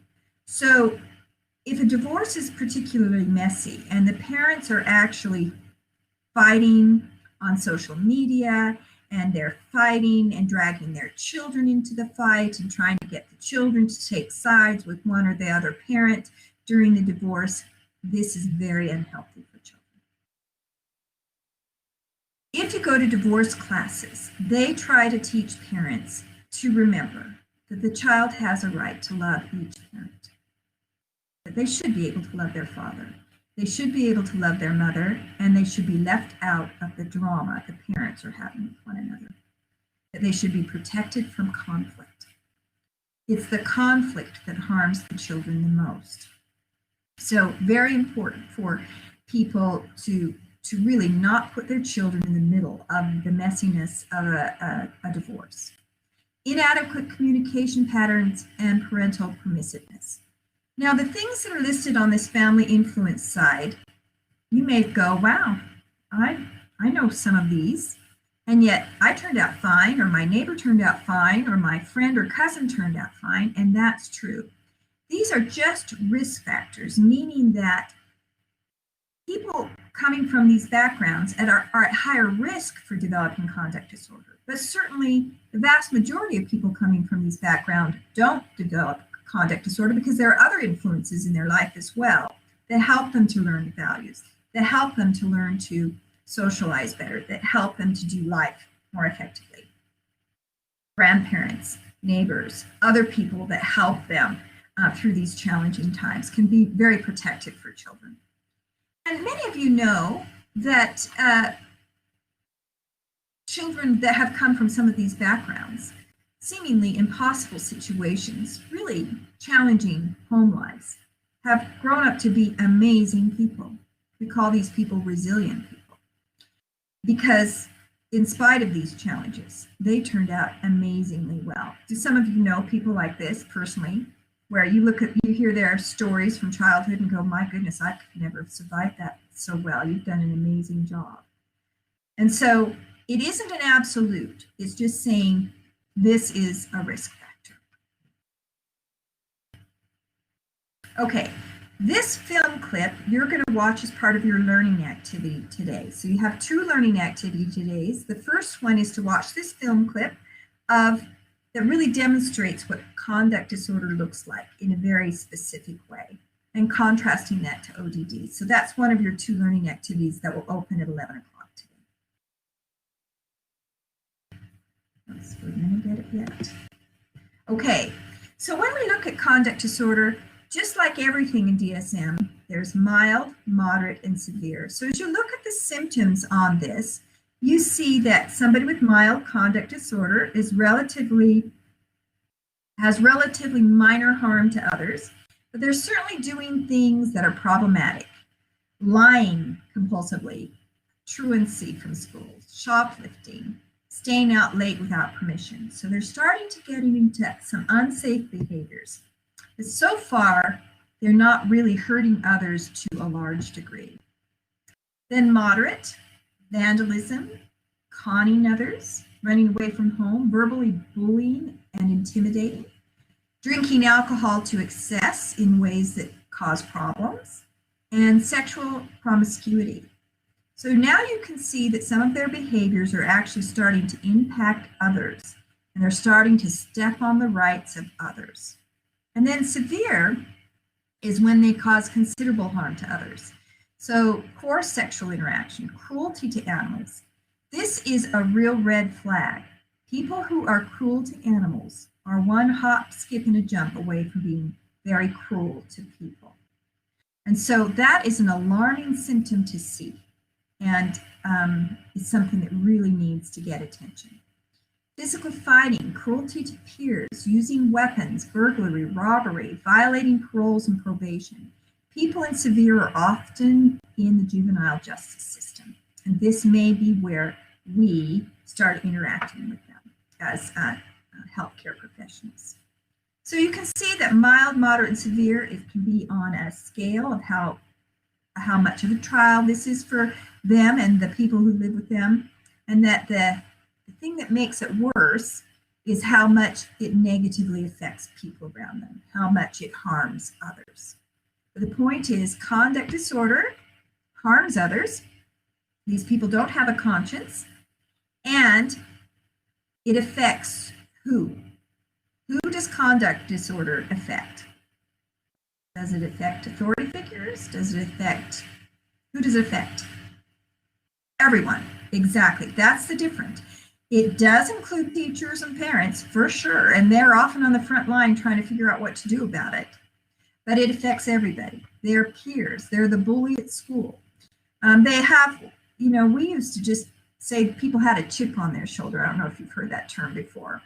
But these people have a chip on their shoulder. If they're going through the lunch line at school and somebody behind them is talking to a friend and accidentally bumps them, they turn around and smack them to the ground, sure that that person intentionally bumped them and that they deserve to be smacked down for having intentionally pushed them. So, they just assume the worst and act in that regard. And they are, again, manipulative and can sometimes be very socially ingratiating in order to get the things they want. They can turn it on and off, and they're pretty scary people. Okay, so treatment for a person with conduct disorder. The earlier we recognize and intervene, the better off we'll be. And everything we said about ODD as far as parent education is going to apply here. And can you see that parents need a lot of support if they have a child with ODD, and even more so if they have a child with conduct disorder, where they may actually be somewhat afraid of their child, who may be, willing to hurt them, to burn their house down, to steal their savings account, who's willing to do really, mean-spirited things and harm their parent. They also can benefit from social skills training to assist with peer interaction. Now, this assumes you can get them into the training.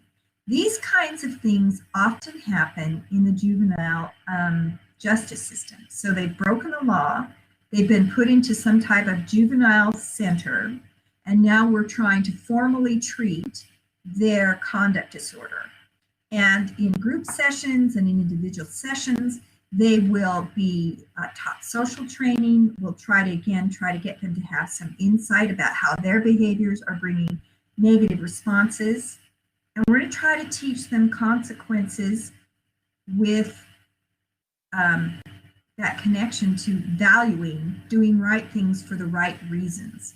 These people are very manipulative and they can jump through the hoops. So a token environment, I don't know if you guys remember this, but a token environment is where people earn their rewards or their loss of privileges. And that's how juvenile detention centers and other kinds of settings where children with these kinds of problems are residential care kinds of situations. They have token environments. So if you want to have weekend privileges, you have to do this, this, and this, and then you earn your weekend privileges. And that works pretty good because these kids are often smart and they know how to manipulate the system. And they figure out what they need to do to get out as quickly as possible, to get the privileges they want.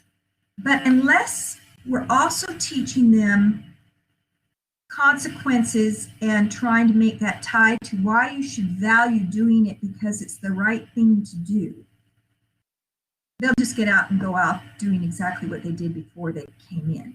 They won't have learned to change what's inside them, that you don't hurt people, not because there's a bad consequence. You might get put in the detention center. You don't hurt people because you don't want other people to feel bad. You don't want to harm people because that's not a good thing. You would not feel good about yourself if you hurt somebody else. That's a whole level of skills that we don't often think about as parents, but we teach our children that. And it's an incredibly important thing for children to understand. And if they get into young adult years, teenage young adult years, and they haven't developed that, it's an uphill climb to get them to understand and to actually value doing life differently. It can be done. There are some settings where they amazingly have taken gang members and other people who would definitely have been diagnosed with conduct disorder or antisocial personality disorder, and they have put them in settings where they've really had intense interaction and they've been able to see the world differently than they thought in what led to these problems. They have been able to have success with this, but it is challenging and requires really specialized understanding and opportunities to be able to teach people out of this kind of behavior. Anger management classes are important. And then everything we said about manipulative behaviors especially applies here, because these guys and gals are good manipulators. Severe cases will be coordinating with the legal system because they'll be in juvenile detention, and we're also going to, often they have comorbidities with drug and alcohol. And so that might be part of their interventions as well. Any questions about conduct disorder that anyone has?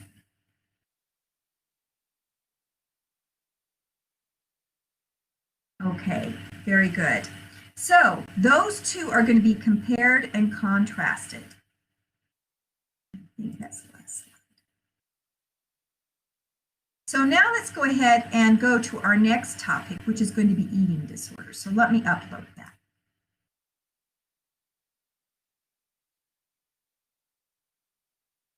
Okay, so eating disorders is kind of a fascinating group of disorders as far as they're very interesting, and they're very much about the way the person thinks about food and their body image.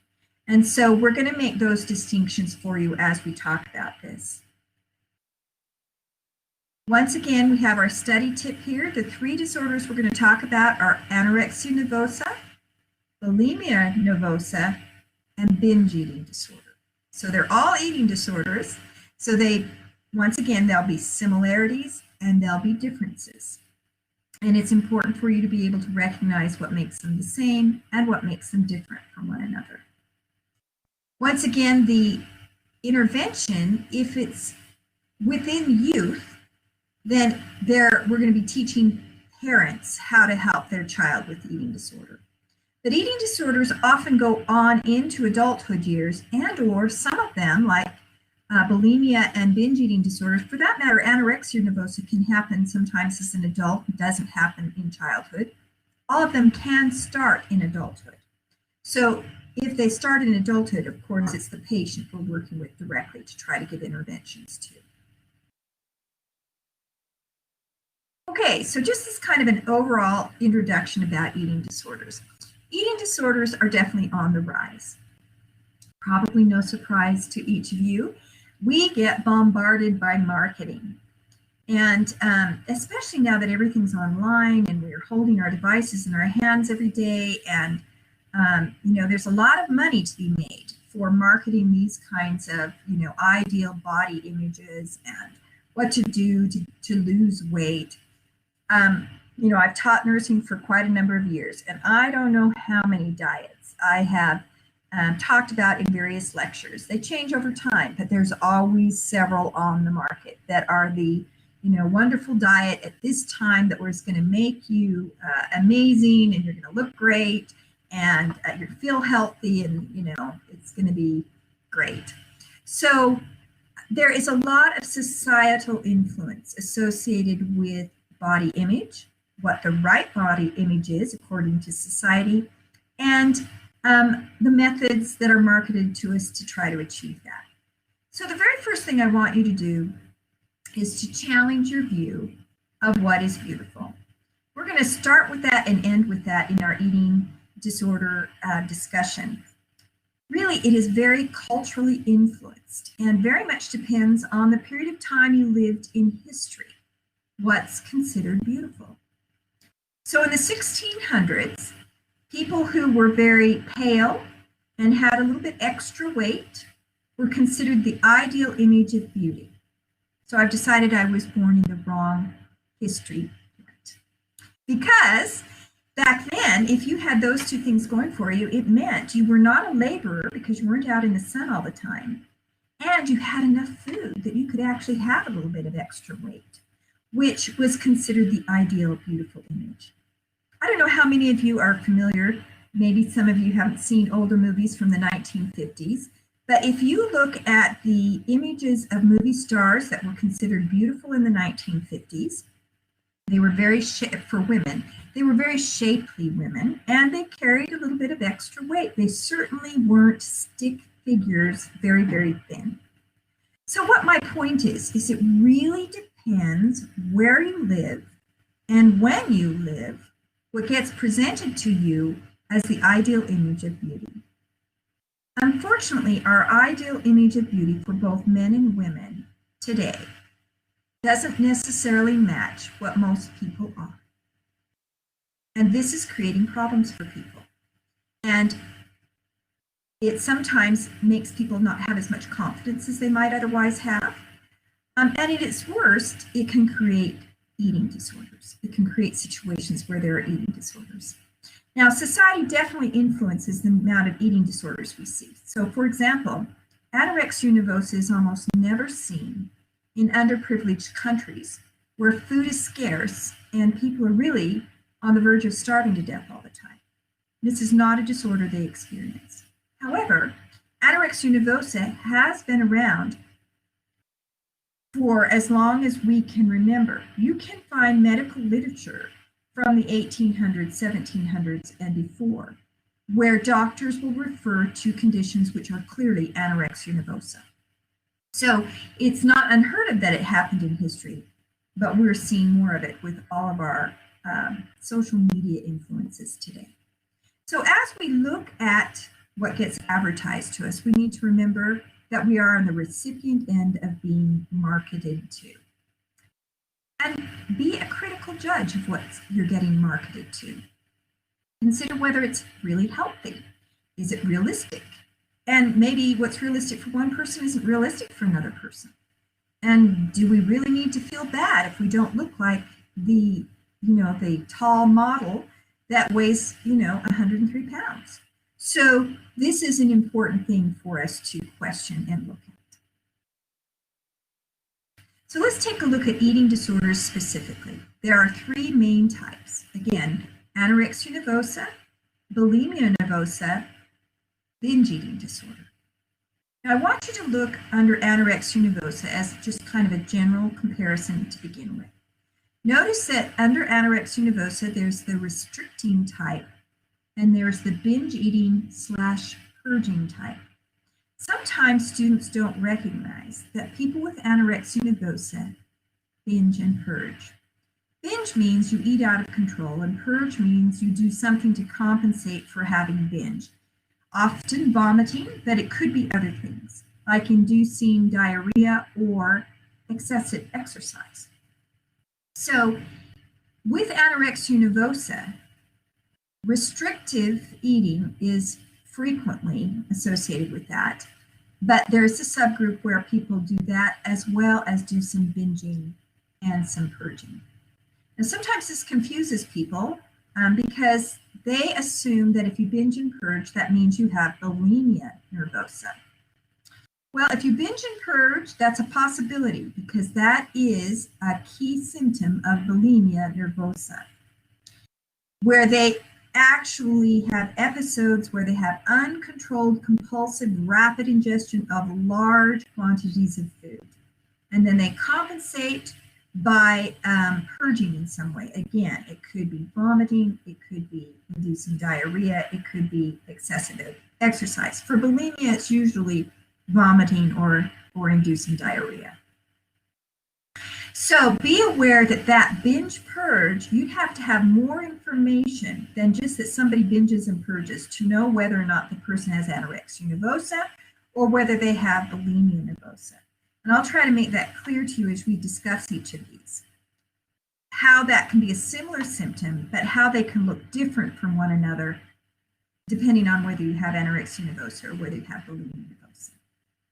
And then the third eating disorder is binge eating disorder, where they have recurrent binging, but they don't compensate in any way. So they don't vomit, they don't induce diarrhea, they don't excessively exercise.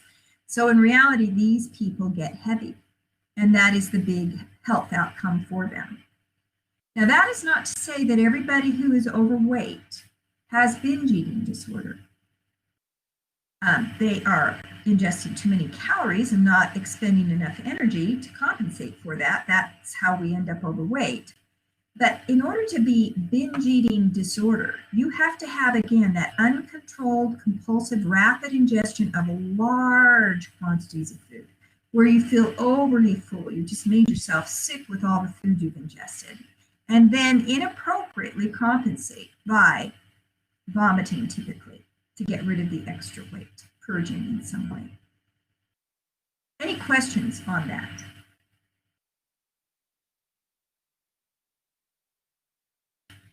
Okay, let's take a minute then and talk about each of them separately. So the first one we're going to talk about is kind of an overview of anorexia nervosa.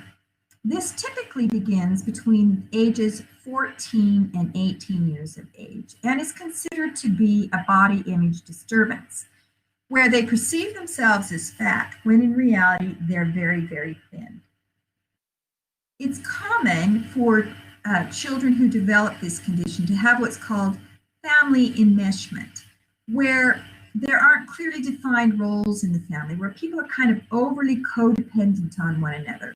And they kind of don't have their own defined roles within the family as much, and carry emotional weight about each other that typically is more separate in most healthier families.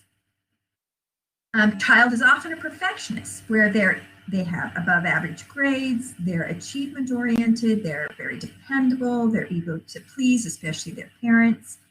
And losing weight becomes reinforcing because by continually losing weight, they realize that they have control over an aspect of their life. And it kind of takes on a life of its own. In a minute, we're going to watch a film clip that I'm going to point out the way a person with anorexia nervosa thinks. People with anorexia nervosa talk about their disorder as if it's in the third person, as if the anorexia has some power, and that they feel an obligation toward their anorexia to limit how much they eat or to purge if they feel they eat too much. It's a very unique way of thinking, and is an important aspect of what makes somebody be considered to have anorexia nervosa. Parents are often surprised with these good kids that they become so willful about not eating and continuing to lose weight. These children have always pleased their parent. They were the easy child. They were the child that the parent could depend upon. And now the parent finds himself arguing with his child over a bite of apple. Just eat the apple. It's not that many calories. Quit fighting me on that. So they're kind of taken by surprise about the willfulness of the child on this one aspect of their life. And this is the part of life they feel they can control. So early signs of anorexia nervosa is that they excessively strict diet and refuse to eat. So that restricting of the diet is very important. And sometimes people kind of go into anorexia through the back door. What I mean by that is it's not uncommon, for example, a young person to go to their junior high school health classes. And in the health classes, they learn, that you're supposed to eat healthy carbs and you're supposed to eat, so much protein and you're supposed to have so much fat. And they start realizing, I'm just going to eat a healthier diet. I'm going to cut all sugar from my diet. There could be some arguments for having less sugar. I could learn from that for one person. because that is healthy. And so they start restricting their sugar, and then they start getting reinforced by the fact that, well, this caused them to lose a little bit of weight. And when they look in the mirror, they have a disproportionate idea of how heavy they are. So they get in their head, well, I just need to lose 10 pounds. And they start restricting their diets in other ways. So you know what, now I'm going to be a vegetarian. Vegetarian's a good thing. Now we all know that a thoughtful vegetarian can be an appropriate way to live. But these children are getting themselves into trouble with anorexia nervosa, are really using this as another way of restricting more food. And so now they won't eat anything with meat. And then they decide, you know, I've lost 10 pounds and I would look good if I just lost another 10 pounds. And so in order to do that, I'm going to really have to cut back on my carbs. And I'm only eating healthy carbs anyway. But now I'm only going to eat less healthy carbs. And they really restrict their diet to amazing restrictions. So for example, one physician asked, you know, what'd you have for dinner last night, to her patient with anorexia nervosa? And she said, yeah, I had dinner last night. And she said, what did you have? And she said, I had a leaf of lettuce. Now, I don't know about you, but a leaf of lettuce to me is not a meal. But to this gal, that was dinner, a leaf of lettuce.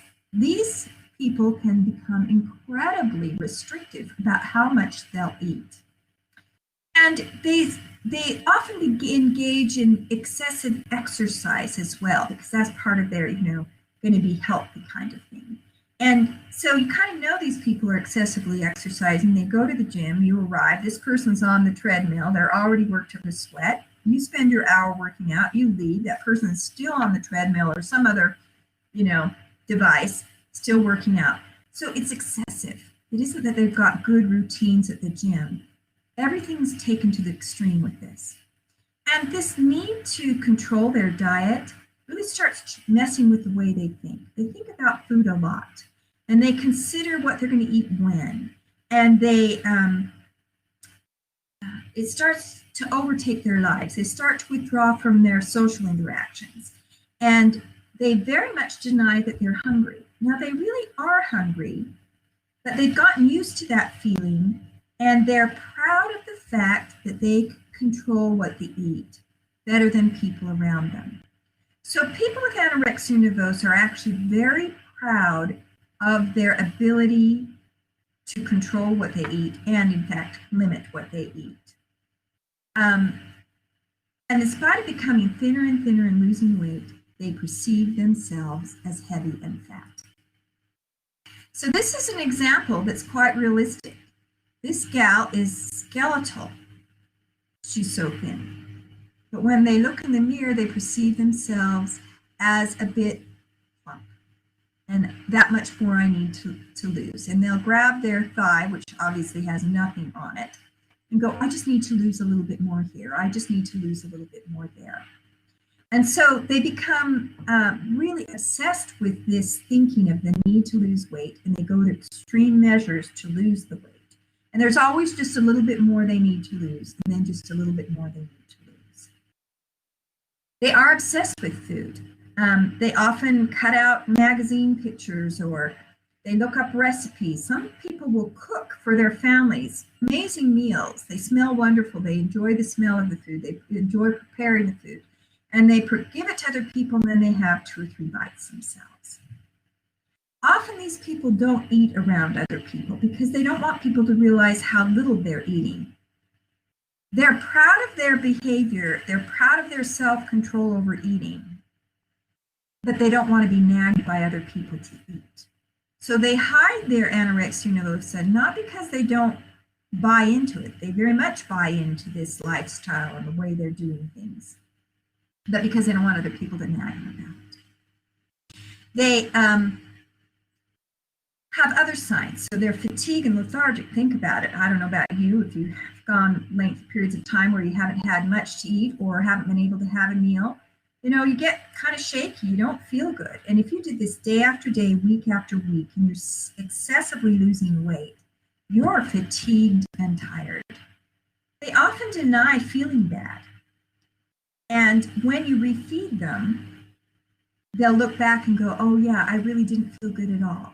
But when they're in the moment, they often deny that they feel poorly. They can have hypothermia. No wonder there's no subcutaneous tissue on this young woman. And so she's very cold all the time. So people will often be dressed in warm sweaters, long sleeves, even in the summer months, when you wouldn't expect to be having that much bulk. They can have bradycardia, so their heart slows way down. Hypotension, they get lightheaded when they stand up. They can get edema. Now, the edema is often associated with the refeeding process, which is a bit of a challenge because when they see their ankles swell, they view it as fat, and that triggers their desire to restrict and purge to get rid of the extra weight. So it's kind of a challenge to get them through that refeeding process because usually it's when you're refeeding them that they develop the edema. Lanugo, I don't know if you remember that term, but that comes from babies, right? That little kind of furry, very thin hair that kind of can cover babies. People with anorexia can develop that, and it can be amazing. They can have major panels of lanugo on their back or their abdomen. And if you ask them about it, they're like, oh, yeah, they're not bugged by it. It's not a problem. It's their body trying to protect them from that hypothermia because they have no subcutaneous tissue.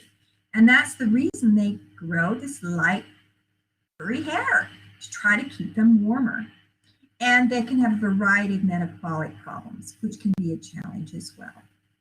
Because this condition is chronic, it often takes a while for lab values to show that they're getting into metabolic problems. Okay, this is the point where I'm going to show you the film, but it's also a break time. And since the film takes a few minutes, I'm going to go ahead and let's take our break now. And let's take a 5-minute break. And then we'll come back and I'll show you the film. The film is important for you to see, so please do come back in 5 minutes, which I guess will be about 10:03. Thanks.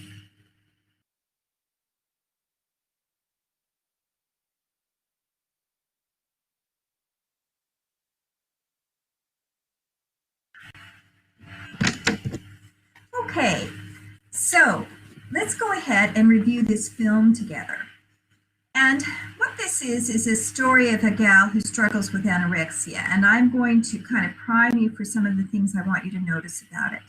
Remember, I started to begin with claiming that anorexia nervosa is not only about losing excessive amounts of weight, but it's a very distinct way of thinking about eating and your body image. That distinct way of thinking is that they kind of actually honor their anorexia nervosa. They value it, and they often talk about it in the third person. So as you watch this video, I want you to talk to really notice how she describes this disorder. And she actually acts as if there's something out there that she has to honor and has influence and is creating this way of thinking and pattern of eating. Notice her withdrawal from friends, how it disrupts her life. And that as she gets thinner and thinner, how unhealthy she becomes and some of the things the nursing personnel and the medical people have to do to literally save her life. So notice the way she thinks. That's a critical understanding of what makes anorexia nervosa different from other eating disorders. So let's go ahead and show you this little bit of the film.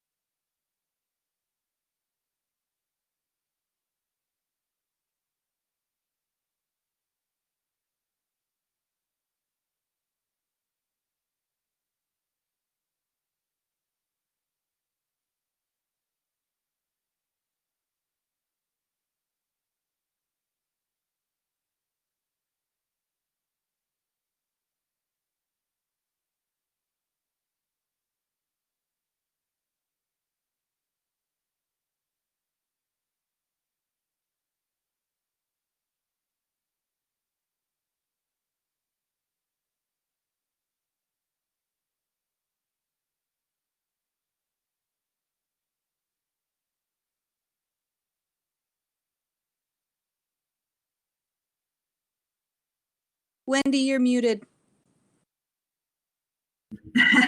Thank you. So I hope this film helps you to see how what we talked about before the video, how she kind of backed herself into this disease that's very common for people. They don't intend to become anorexia nervosa, have issues with that. They just start restricting, and it seems like a healthy choice at first, and then it goes to the extreme and becomes more extreme. Notice how she talked about then anorexia took over again. That's what I mean about talking in the third person and talking as if something out there has control over her, and that the demon inside of her had influence. So that's kind of a very typical pattern for people with anorexia nervosa. Are people with anorexia nervosa embarrassed about the disorder? Do they feel that they are they proud of it, or are they, how do they view it?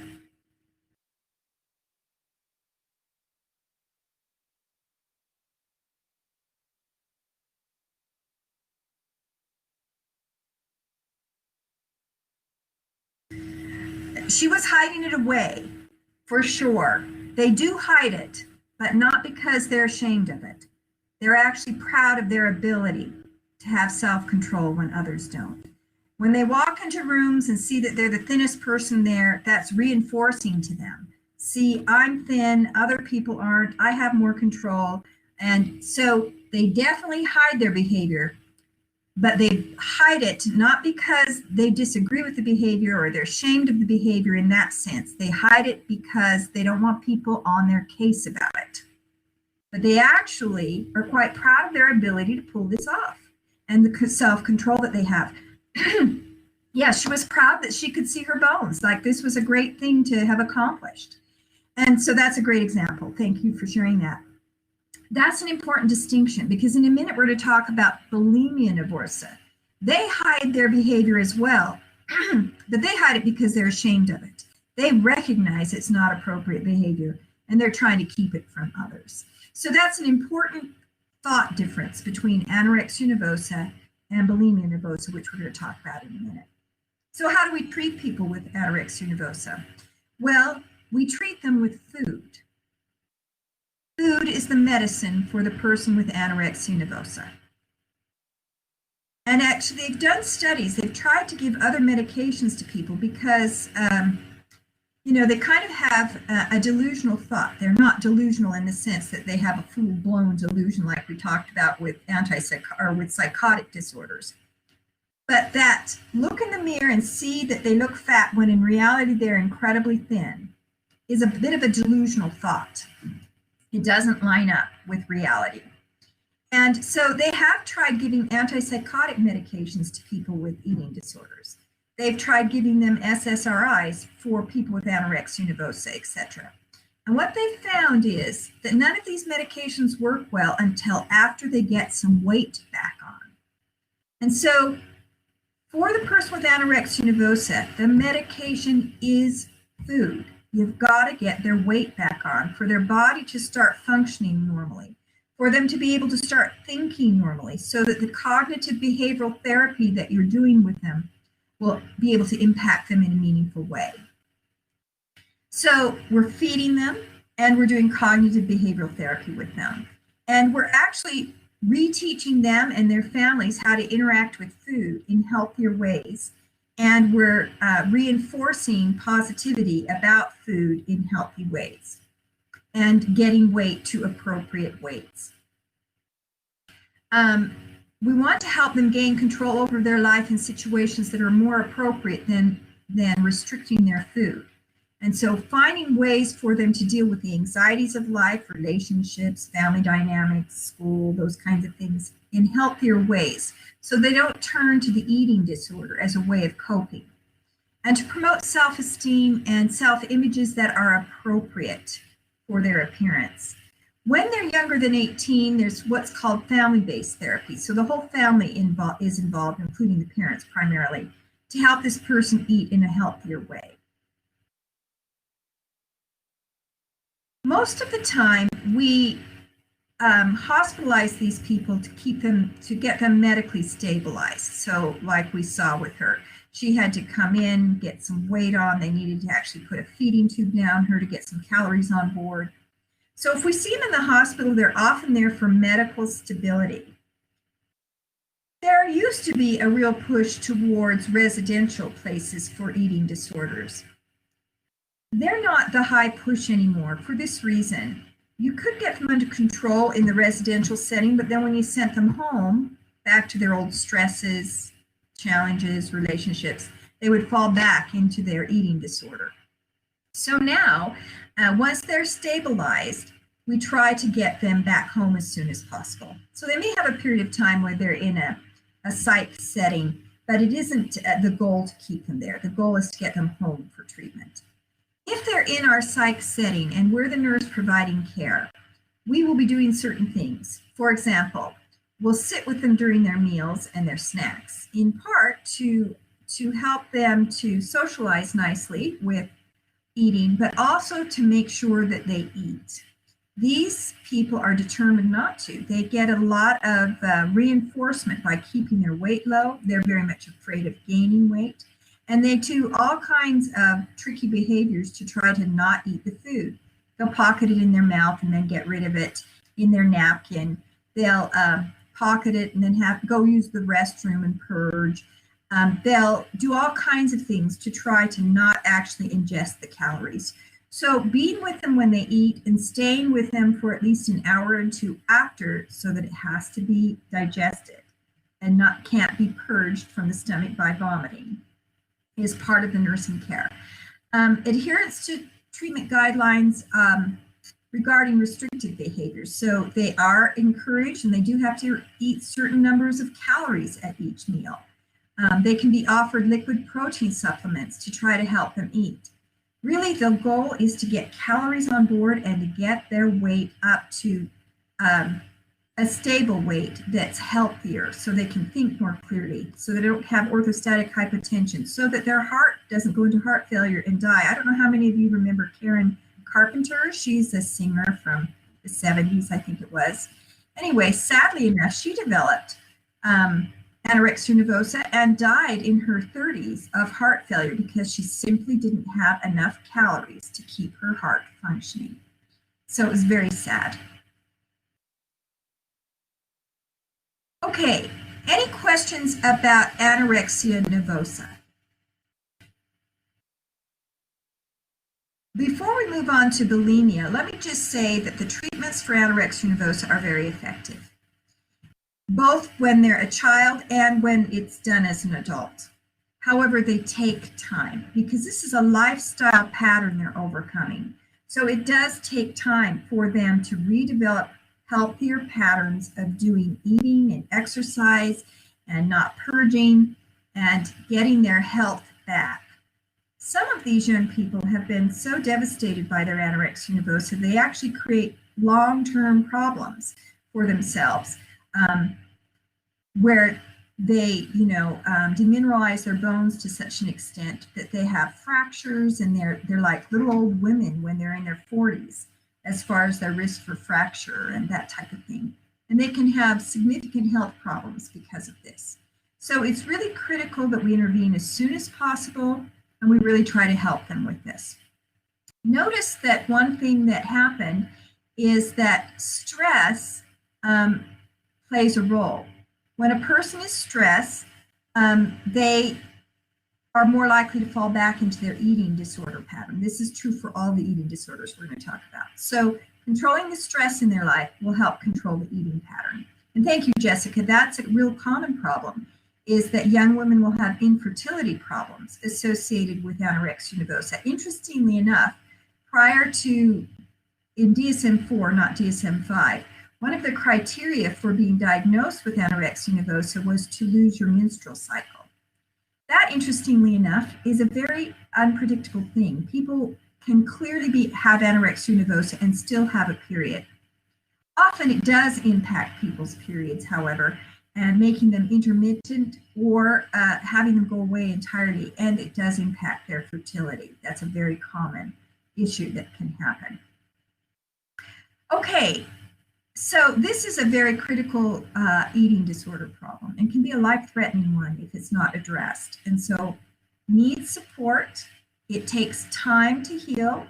It's not uncommon for the person to be in intensive counseling and supportive care to ensure they're gaining weight to an appropriate weight. And then they need follow-up, because when they get stressed in life again in the future, they'll have a tendency to desire to go back to that restrictive eating behavior so they can have control in life. Okay, overview of bulimia nervosa. So bulimia nervosa typically starts in adolescence or early adulthood, but it can happen at any time.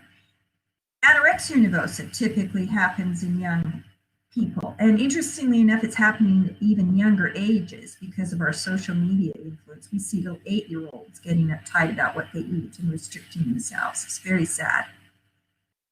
So these eating disorders favor coming on in childhood, but they can happen at any time, including bulimia nervosa. And this happens, what happens here is they binge eat. Now remember, the term binge meant you felt like you were eating out of control. So the person with anorexia nervosa, when they binge, they feel that they're eating out of control because their tummies are so tiny from all that withholding of food. They feel overly full and they feel like they've eaten out of control, but the amount of food they've eaten is relatively small, and then they purge it. A person with binging and purging for bulimia nervosa is binging and purging on large amounts of food. So it's not uncommon for these people to go around, and because I said, remember, they're embarrassed about their behaviors. They realize that they're eating out of control and that it's shameful to them. So they hide it. So, for example, they might go to Wendy's and order a big hamburger, a large fries, and a giant Coke. And then they might go over to Burger King and get, whatever their big menu is. And then they might hit Kentucky Fried Chicken on the way home. And then they have to have dessert. So they might hit Iceberg and get a big malt. And then they eat it all in a short period of time until they're just physically really uncomfortable because they've distended their abdomen so much, their stomach so much. And then they'll do the compensatory behavior. They'll go in and purge it, often by vomiting, could be by diarrhea, by taking laxatives. So this is the pattern. So when we say these people binge and purge, this is where we mean big quantities of food. They're hiding their big binges from other people, and then they purge it. People with bulimia nervosa typically hide food all over their house, in every place they may be, because it's their compensation for stress. So when they feel stressed, they just eat. They feel embarrassed, they feel out of control, they have to do it, and then they compensate by some kind of purging. They often try to please others and avoid conflict. They may have a history of impulsive behaviors and also have a comorbidity with substance abuse. And it's not uncommon for them to have anxiety and depression as well. In between their big binges and purges, they typically try to get healthy. And so they'll start restricting their foods to healthier things. I'm only going to eat salads for lunch. I'm going to have protein for breakfast. They have great plans.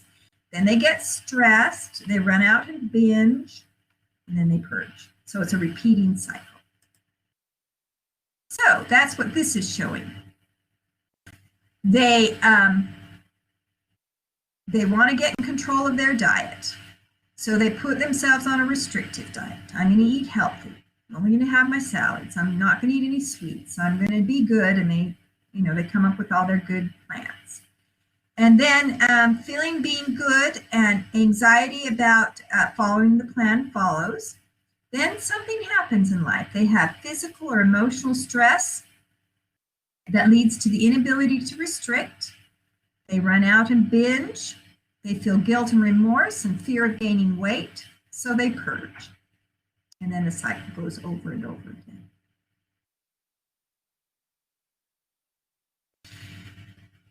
People with binge eating disorder are typically around their normal weight, either a little bit heavy, right on track, or a little bit small, but not like the anorexia nervosa who's extremely lost weight. The reason they're somewhere around their normal weight is because of that compensatory purge. When they binge, they get rid of it before it causes them to gain much weight. They hide their purging behavior. They're ashamed of their behavior. They hide it from friends and family. They hide their food all over the place. It's in the glove compartment of the car. It's in their office drawer. It's in the closet at home. It's in the bedside stand at home. They've got their binging foods all over the place so they can turn to them when they're feeling stressed. They often have complications of the purging. One of the main complications is that they have abrasions on the top of their fingers. So what that means is that when they induce vomiting, when you stick your finger down your throat and you cause yourself to vomit, what happens is that your finger hits your teeth in that act of vomiting as you're pulling your finger out of your mouth, and your teeth kind of scrape along the top of your finger repeatedly because you repeatedly purge. And so you can have abrasions on the top surface of your finger. They also have a very interesting dental pattern of erosion. So when you vomit from the stomach, you vomit with suddenness, and it causes you to get the back of the front of your teeth to be hit by the vomitus, which has a lot of acid in it from the stomach. And so you erode the back of the front of your teeth. And that's a very common pattern. It's not actually uncommon for dentists to be the first person to pick up on somebody being a purger. Now, if somebody has GERDs, where they have constant heartburn and reflux at night, they'll have erosion of their teeth enamel as well, but it'll be back on the molars because they didn't have that propulsive force bringing it forward as they vomited. They can have swelling of the salivary glands, esophageal ulcers secondary to the frequent vomiting, bowel dysfunction if they're using chronic laxatives, and electrolyte abnormalities. I was teaching this a couple of years ago, and one of our students who is an EMT said that he actually brought in a patient who was so severely hypokalemic from purging with bulimia that they brought her into the ER, and she died of heart failure before they were able to get it turned around. So very scary. It could be a very profound electrolyte balance. Seizures can also happen if there's large fluid and electrolyte disturbances. So this can also have life-threatening consequences because of that constant purging. So what do we do for people with binge eating disorder? Well, this one does have a medication that can be helpful. Remember, we said that these people often struggle with anxiety and depression. So treating that anxiety and depression with SSRIs may help them to feel less stressed and less likely to turn to that binge eating, purging pattern of eating. They also go through cognitive behavioral therapy. Remember, cognitive behavioral. Cognitive is how you think, changing the way you think. Behaviors, changing your behaviors. And so part of being a part of therapy, either one-on-one or in groups, is part of the interventions here. One thing we're going to have people do is, since this is emotional eating that triggers the binge, we need them to keep a diary of everything they eat, including in binges. And then we're going to record the associated mood they had or the circumstance that was going on that triggered them to binge. Then we're going to try to see the connection between the emotion and the binge. And we're going to try to interfere with that connection. We're going to try to, when you are feeling emotional, instead of turning to food, we're going to have you turn to something else to try to get you through that emotional moment that causes you usually to turn to the binge eating behavior. Maybe you'll exercise, maybe you'll call a friend, maybe you'll go online and play a favorite video game for 10 minutes. You'll do something that distracts you from actually eating during that moment in time. Then this is going to assist the patient in seeing the connections. We've already said that. And we're going to teach them strategies for managing their emotions without eating. So something else they can do instead, which I just mentioned. We're also going to want to teach them relaxation techniques and distractions with music and other activities to try to help manage their stress in life. Notice that I said stress makes these conditions worse. In truth, stress makes all conditions worse, right? Any mental health disorder is made worse by stress, including these. And I don't know about you, but even if you don't have a mental health problem, stress makes it harder to manage life, to feel on top of your emotions. So having good stress management strategies for life, getting back again to that, get your sleep, eat nutritiously, make sure you get exercise, find ways to self-soothe, whatever that is for you, to help calm you down. Daily meditation, prayer, other things of that nature are things that help people self-soothe and have been found to be very helpful in decreasing overall stress in life, which keeps you healthier, period. And especially if you have a mental health disorder or an eating disorder, it can help you not have bouts of those particular problems. Okay, tips for outpatient care. Encourage meal planning. So when you go to the grocery store, go with a plan. Don't go when you're hungry. And don't buy foods that you typically binge on so that they aren't easily accessible when you're feeling emotional. Keep food located only in the kitchen. Eat meals with families or friends, because all people with eating disorders, whether it be anorexia nervosa or bulimia, their behavior is appropriate when they're in front of other people. They don't binge in front of other people. That's why people with anorexia nervosa often don't eat with other people, because they don't want people to notice how little they're eating. And people with bulimia disorder are embarrassed about their binging, so they don't binge when they're in front of other people. And then sit at the table to eat. Don't do it in front of the television. Mindless eating can be a part of this as well. Okay, so that is binge eating. That was bulimia nervosa. The treatment was SSRIs and cognitive behavioral therapy, trying to make that connection between your stress, your emotions, and that triggering your binge eating, which then triggered your purging. People had typically normal weights. They too hide their behavior, but it's because they're embarrassed. They realize that their behavior is not appropriate and they don't want other people to know about it. Okay, the third one was an overview of binge eating disorder. So binge eating disorder means that you binge, but there's no compensation. So you just overeat. So this can happen at any age, including adulthood. Again, a binge is defined as eating out of control. And for bulimia nervosa and binge eating disorder, not only are you eating out of control, but it's very large amounts of food. You often eat more rapidly than normal. You feel uncomfortably full. It's large amounts, even when you're not feeling physically hungry. And then you feel self-disgust and feel depressed and guilty about having overeaten. So the only difference between this and bulimia nervosa is that these people don't compensate, meaning they don't purge in any form. They don't vomit, they don't use laxatives, they don't over-exercise. Consequently, they do gain weight. And that becomes the big health concern for them, is that they become very obese and often have a BMI of over 30. So these are the comparisons again between bulimia nervosa and binge eating disorder. And as you look at this again, you'll see that the only difference is that bulimias compensate. Consequently, they don't gain excessive weight. And binge eating people don't compensate. Therefore, they do gain excessive weight.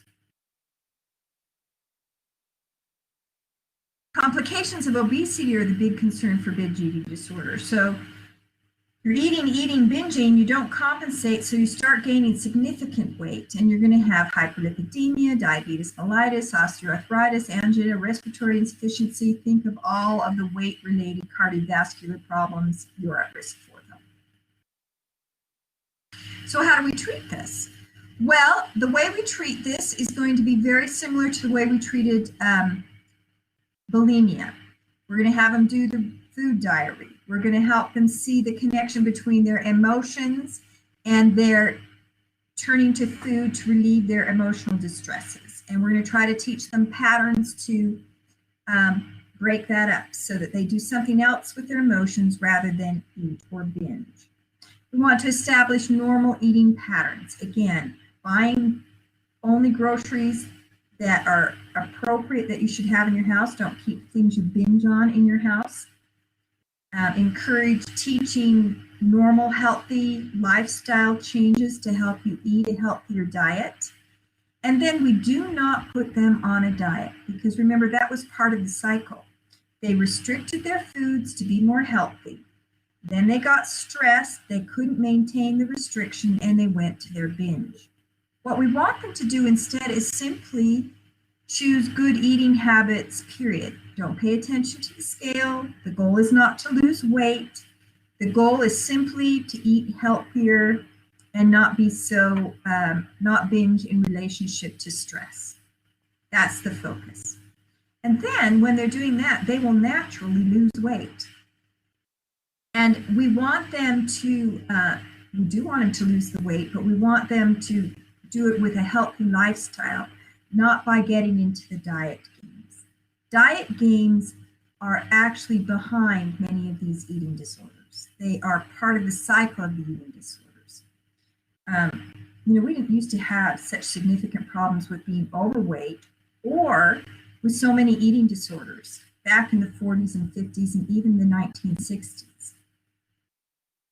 And then we got into the 1980s and people started putting forth what they thought were the healthy diets. And it started with being on a low-fat diet.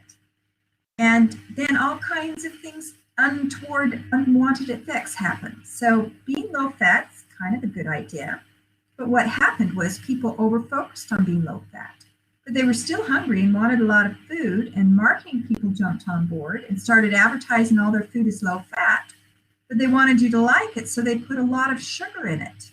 Well, we all know that if we eat a lot of sugar, it turns into fat. So we were technically eating a low-fat diet, but we were actually taking in more calories, more unhealthy calories, and gaining weight as a society.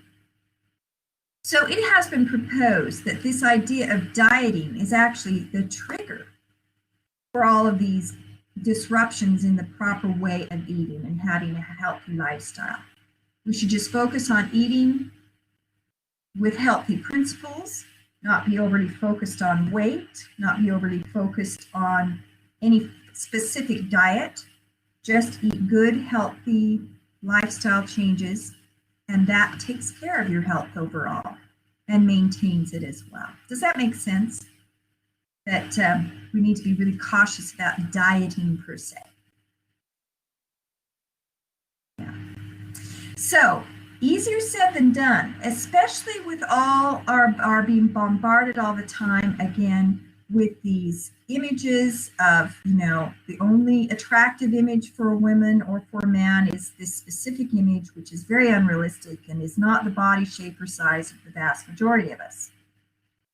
So, some things to teach everybody in our influence about eating disorders and a way of trying to help prevent eating disorders is to become a critical viewer of the media and the messages they teach about self-esteem and body image.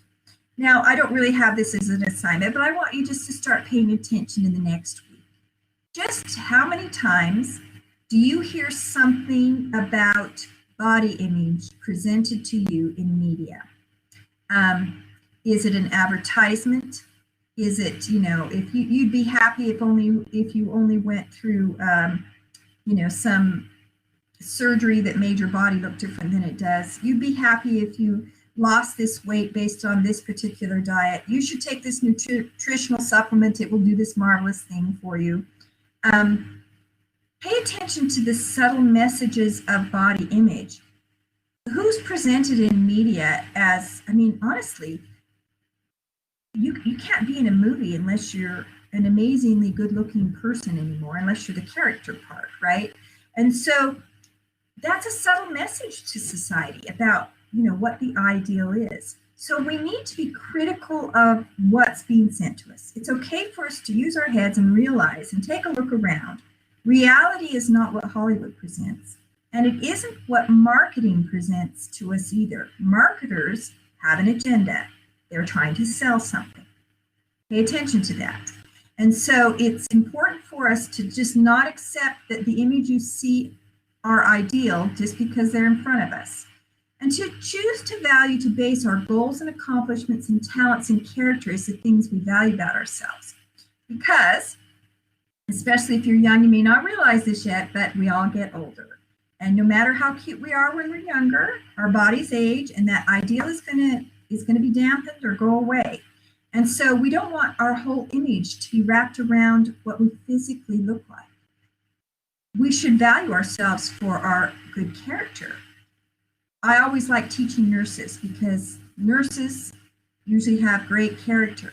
They want to help others. They want to make a significant difference in life. They want to be somebody who makes the world a better place. Those are great values. Those are great characteristics. And they live with us throughout our lifetime. And those are the things we should really be valuing and teaching children to value. Avoid letting the way you feel about your body, weight, and shape determine your course of the day. We all have days where we feel better or feel worse. Sometimes it's good hair day, sometimes it's a bad hair day. Do your best and then go out and be a person that interacts with those around them and tries to be the best person they can be. Those are the really important things. In addition, we have what's called the National Eating Disorder Association tips. This is a national organization, and I got these, it's actually in your textbook, but it's also on the national website. And this is a good place to get young people in touch with, to give them healthy ideas, to have them question what media is presenting to them all the time. Get rid of the notion that a particular diet, weight, or body size will automatically lead to happiness and fulfillment. Make the choice to challenge false ideas about thinness and weight loss. Body fat and weight gain are horrible and indicate laziness, worthlessness, or immorality. This is amazing how these messages are subtly put in that, if you don't look a certain way, then you must be lazy or you're not whatever. Avoid categorizing foods as good and safe or bad and dangerous. Remember that a balance of variety of food is the healthy diet. Stop judging yourself or others based on their weight and shape, and turn off the voices in your head telling you that you have to have a certain body weight, because that's not actually an indicator of your character, personality, or value as a person. This is the resource. I always like to include this because although I didn't ask you to put this in the chat line, usually when we talk about this, you or somebody there are people close to you that have one of these eating disorders. They're pretty common. And so this is a website that gets help for people you may love and care about, and where you can turn if you would like additional help for people you know and want to be of help to. Any questions about anything we've talked about with the eating disorders?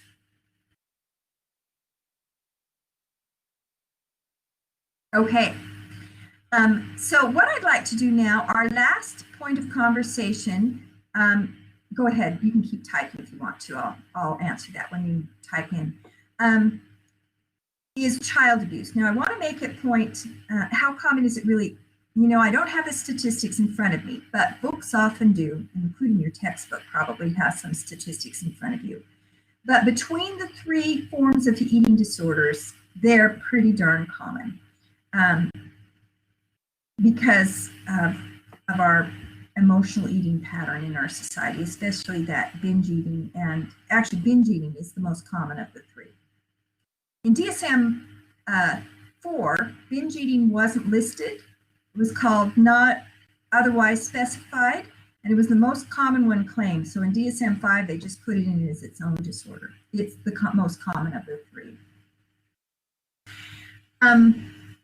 So what I want to point out now is this is where the next test ends. So the information we presented last week on neurodevelopmental disorders, the disruptive, impulsive, and conduct disorders from this morning, and the eating disorders are the 3 categories that will be on next week's exam.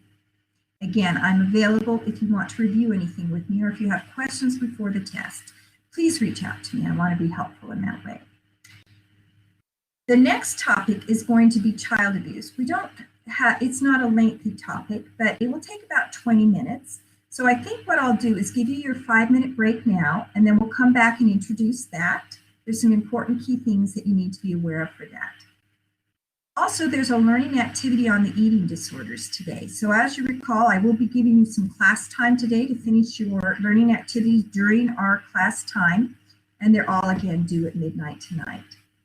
So let's go ahead and take that 5-minute break until 10:50, and then we'll come back and do our last section.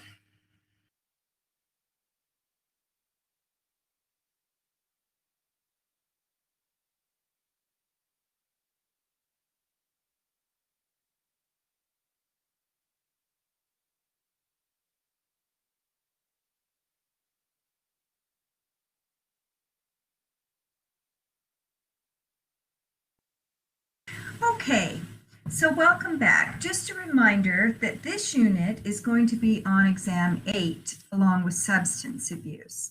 So when you're reviewing lectures, you're going to have to remember that. So child abuse is something all of you have had some information about before in lifespan. And many of you will have had some information about this in your prerequisite courses. So we're going to take it from a very pragmatic point of view. What do we as nurses need to know about child abuse, and what is our responsibility when child abuse exists?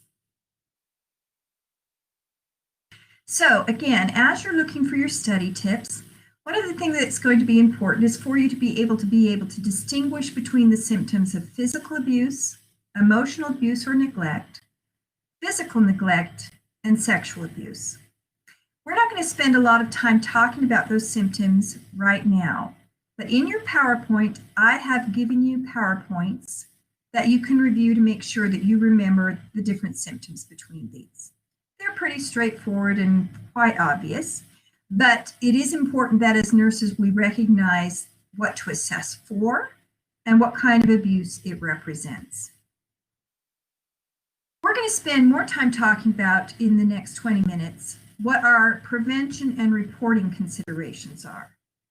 And resiliency training. What can we do to help children and families who have experienced abuse? Okay, so etiology of child abuse. The real take-home message with this is child abuse can happen in any setting. With any family, in daycare centers, in schools, in correctional settings, and within society that allows children to live in poverty or be denied the basic necessities of life, or in times of war, we're going to see more problems with abuse. Anyone can be an abuser or neglect a child under certain circumstances, such as stress due to illness, marital problems, financial difficulties, or parent-child conflicts. So we need to have our minds open to the possibility that child abuse could exist, and that it is something that's on our radar screen when we're assessing the pediatric child as a possibility of something that could exist.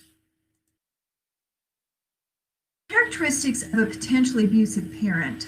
There are some things to watch for when we're interacting with people, some things that alert us to the fact that there might be problems in the home, or that this person's at risk for turning to abusive behaviors. If a person denies pregnancy, or who has made no plans for the birth of the child or refuses to talk about the pregnancy, that's not a normal experience and is concerning.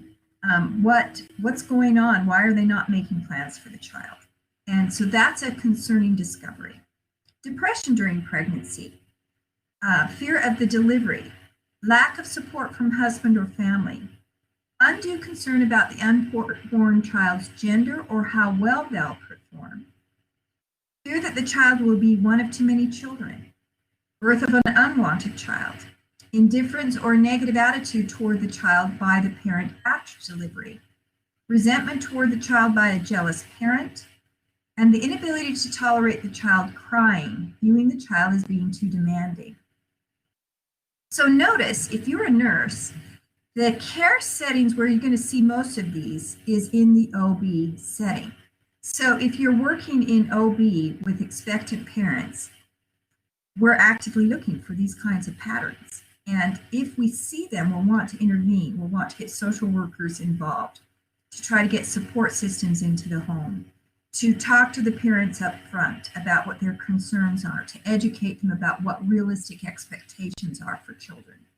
And sometimes we don't see this last one, inability to tolerate a child crying or viewing them as too demanding.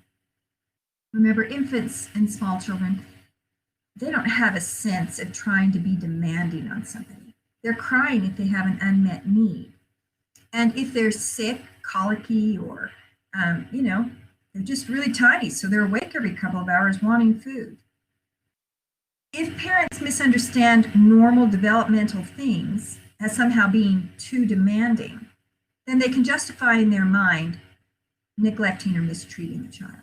So knowing appropriate growth and developmental things is very important for parents so that they can have realistic expectations.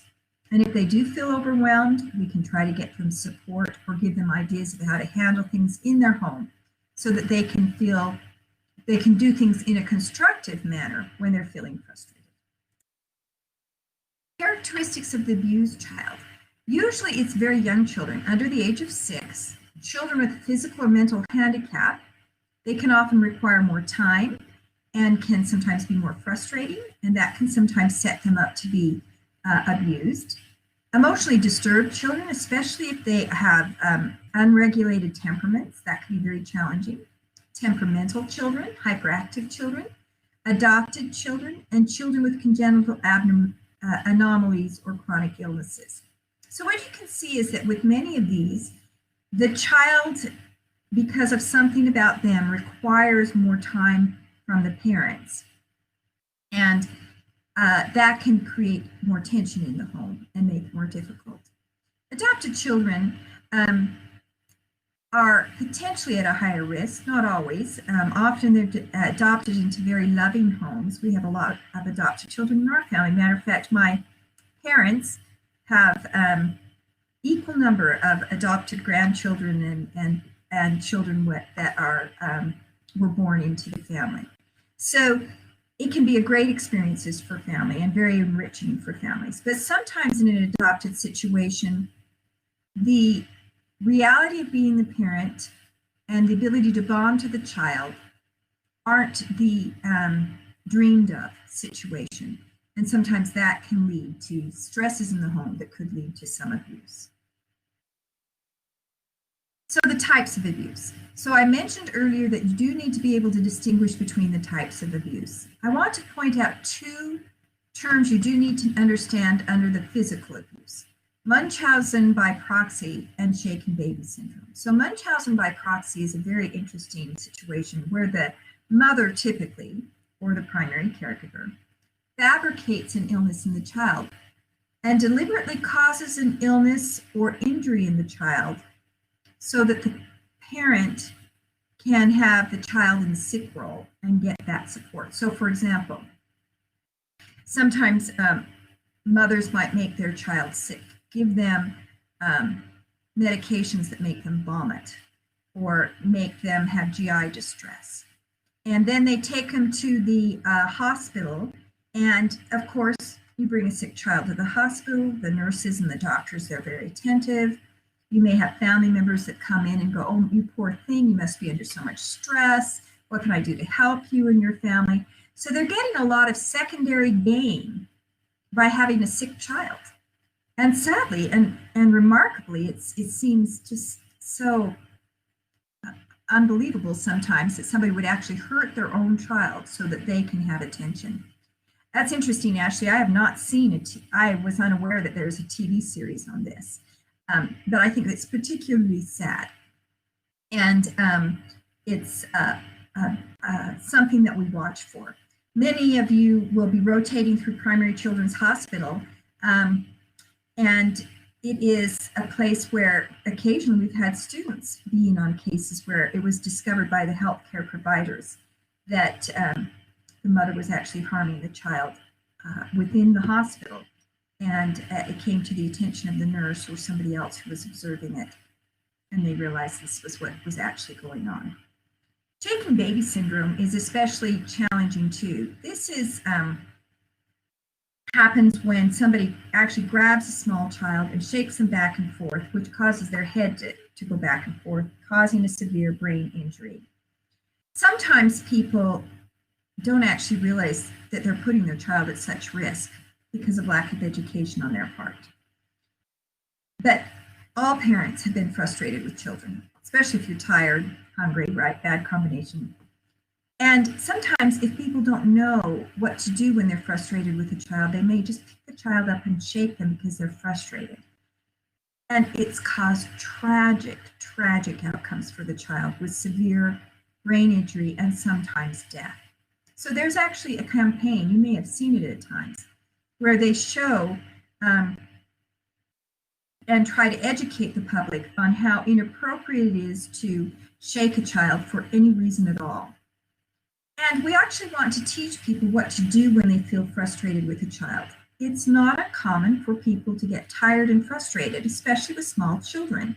And therefore, they need to be taught what they can do instead. What can you do instead if your child is crying and you're frustrated and tired?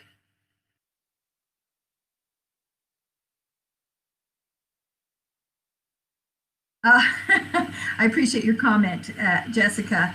It's true. We're all human. We get tired, but parents who have been educated understand that they will have times when they're tired or when they're frustrated. And so, what do parents do, and what should we be teaching parents to do when they're tired and frustrated and feeling like they might not be in control? Yeah, place the child in a safe area and take a break. There's nothing wrong with leaving a child in the crib crying while you go into the other room, put the headset on, and take a 10-minute breather. As long as the child is safe and you give yourself some space, and then pull in your resources. I love that you're bringing up grandma, Stephanie, because that is really true. All parents need somebody to take a turn. Sometimes parents can do that for each other. Sometimes it's a neighbor or a friend. Sometimes it's a grandparent. But we all need a break. Children we love them, we care about them, but they're with us 24/7. I love those commercials that are for cold medicine where you see the person who's obviously very sick calling in and saying, I'm so sick I can't come in today. And then it focuses into the toddler in the crib. It's like you can't call in sick to the toddler. You may be very sick, but you still have the children in the home. You still have to take care of them. So parents need resources. And there are actually resources in our community. I'm not sure if you're aware of this, but there are places where parents can drop their children without appointments ahead of time just because they need a break. And let somebody who's trusted and has been, gone through background checks, and that's their purpose, is to take care of children, to give parents a break, and to prevent abuse, and just to help parents, period. And so there are places available for that. And we need to make sure parents, especially those we identify as at risk, know that they have resources. So there's also emotional abuse or neglect. Now, emotional abuse or neglect, you're going to see on the slides that come up in the PowerPoint. There's a list of symptoms associated with that. But one thing I always like to make clear is that emotional abuse is when you are verbally abusive, meaning that you are attacking the self-worth of the individual, saying really awful things to the child, like, your father wouldn't have left us if you weren't such a terrible child. Can't you get anything right? You're so stupid. Things that attack the self-worth of another individual is emotional abuse. And inherent with any form of abuse, physical abuse, neglect, sexual abuse, emotional abuse is part of that, right? Because if you're willing to hurt a child in any way, it is attacking their self-worth. Okay. So, key considerations. What are we as nurses going to do when we suspect abuse? First of all, we need to consider the possibility of abuse. There are tragic stories that come out every year where children have been, injured severely for a lifetime, or sometimes they've died, and somebody does a backtrack history on them and discover that the child was brought to ERs 2 or 3 times in the year preceding this devastating event. Yet no one realized that this was an abused child. Why not? Well, that's what we mean by consider abuse in the differential. The differential diagnosis is what doctors do and what we do. When somebody comes in with a set of symptoms, we consider all the possibilities of what could cause the symptoms. So if they come in with a stomach ache and vomiting, we think of colic, and we think of food poisoning, we think of, viruses, we think of other things that could cause this. But one of the things we should consider is, could it be related to some kind of abuse? This is especially true if a child comes in with injuries. It could truly be that they fell off the bike. It could truly be that they, fell out of the tree, whatever the case or the story may be. But in the back of our minds, we need to consider the possibility that it could be abuse. That doesn't mean we want to go around accusing people of abuse or always suspecting abuse when it doesn't exist. But we need to allow that possibility in our mind so we don't miss it. We consider it as a possibility. We also need to make sure we thoroughly assess the child. So when the person is brought in for our care, the child needs to be changed to the hospital gown. And even if they're in for the broken arm, we're going to want to take a chance to just kind of, lift the gown and look at the stomach, do that full assessment, listen to the heart and lungs. When you're doing that, pay attention to the chest, pay attention to the stomach, pay attention to the legs. Are there bruises? Is there anything that makes us think that something more than that broken arm is occurring? We're especially watching to see if the story the parents and the child gives matches the injury. There are very predictable places where children who are riding bikes or stumbling and fall will get injuries. But if they get injuries in places where that's not common, that doesn't line up. The story doesn't match, and that would make us have a higher level of suspicion. If we suspect something, we as a team will be addressing it together. We definitely want to watch how the children and the parents interact. A person who is an abuser wants to keep control of the situation. They often speak for the child. They often give intimidating looks to the child, or the child may not be willing to look at the parent. Those are kind of signs that make us wonder what's going on. That doesn't necessarily mean abuse is going on, but it makes us wonder if there's more to the story than what we're actually seeing. So we want to make sure we do a thorough assessment and make sure that we don't miss anything.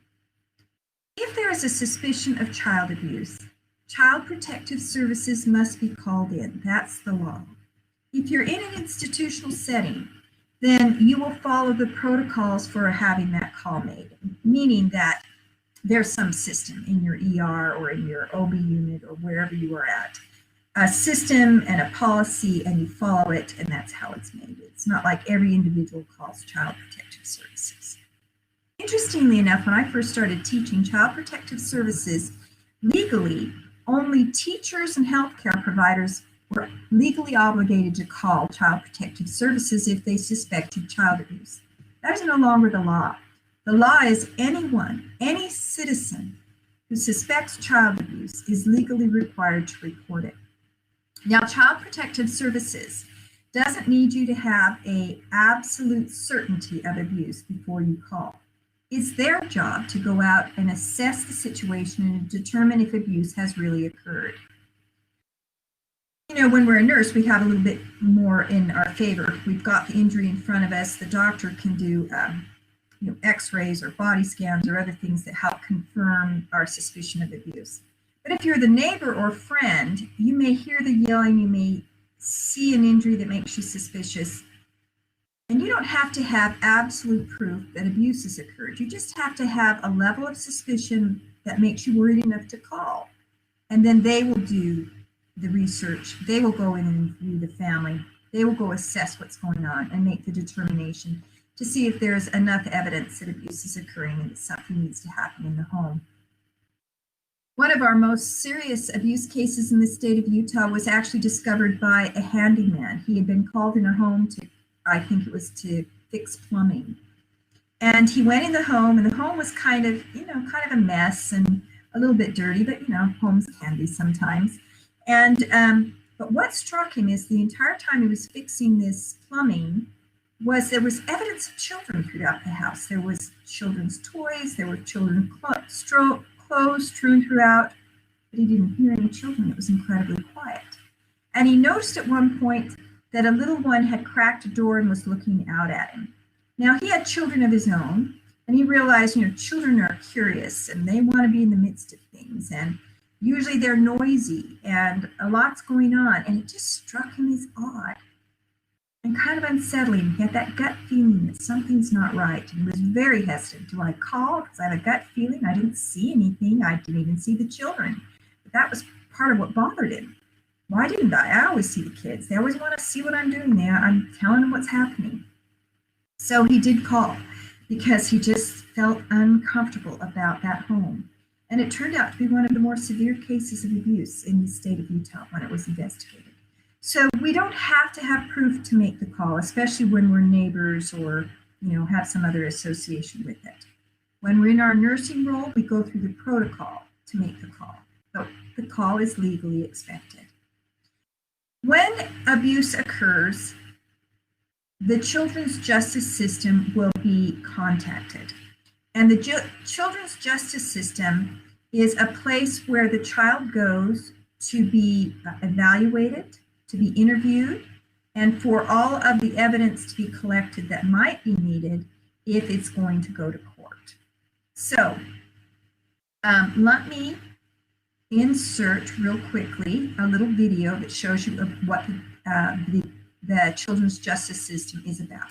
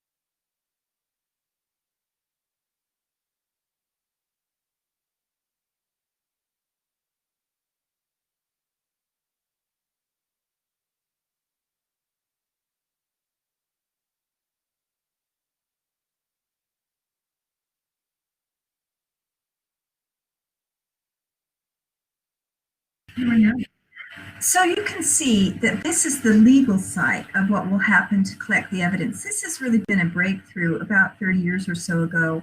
They developed these children justice centers because in the past what happened is the story kept being retold and different police officers would interview the children and the parents, and Some of them had more training than others, and it just kind of re-traumatized the family and the children over and over again having to tell this story. So this allows, from a legal standpoint, for this to be done in a very friendly, home-like setting by people who know what they're doing. It's videotaped and all the legal information is collected at one time.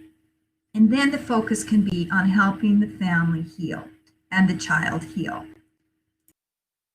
And that's where we get into resilience training. You may be aware that people who've experienced untoward childhood experiences, including child abuse, often have toxic outcomes when they're older. There's a much higher degree of physical problems, you can see listed on the one side here, and a high degree of emotional and relationship problems, as you can see on the other side of this slide. What it says is that if you haven't had a secure childhood, and especially if abuse has been in the child's life, this is going to have lifelong concerns for them, unless we can do something to help them build resilience. So that's the real focus.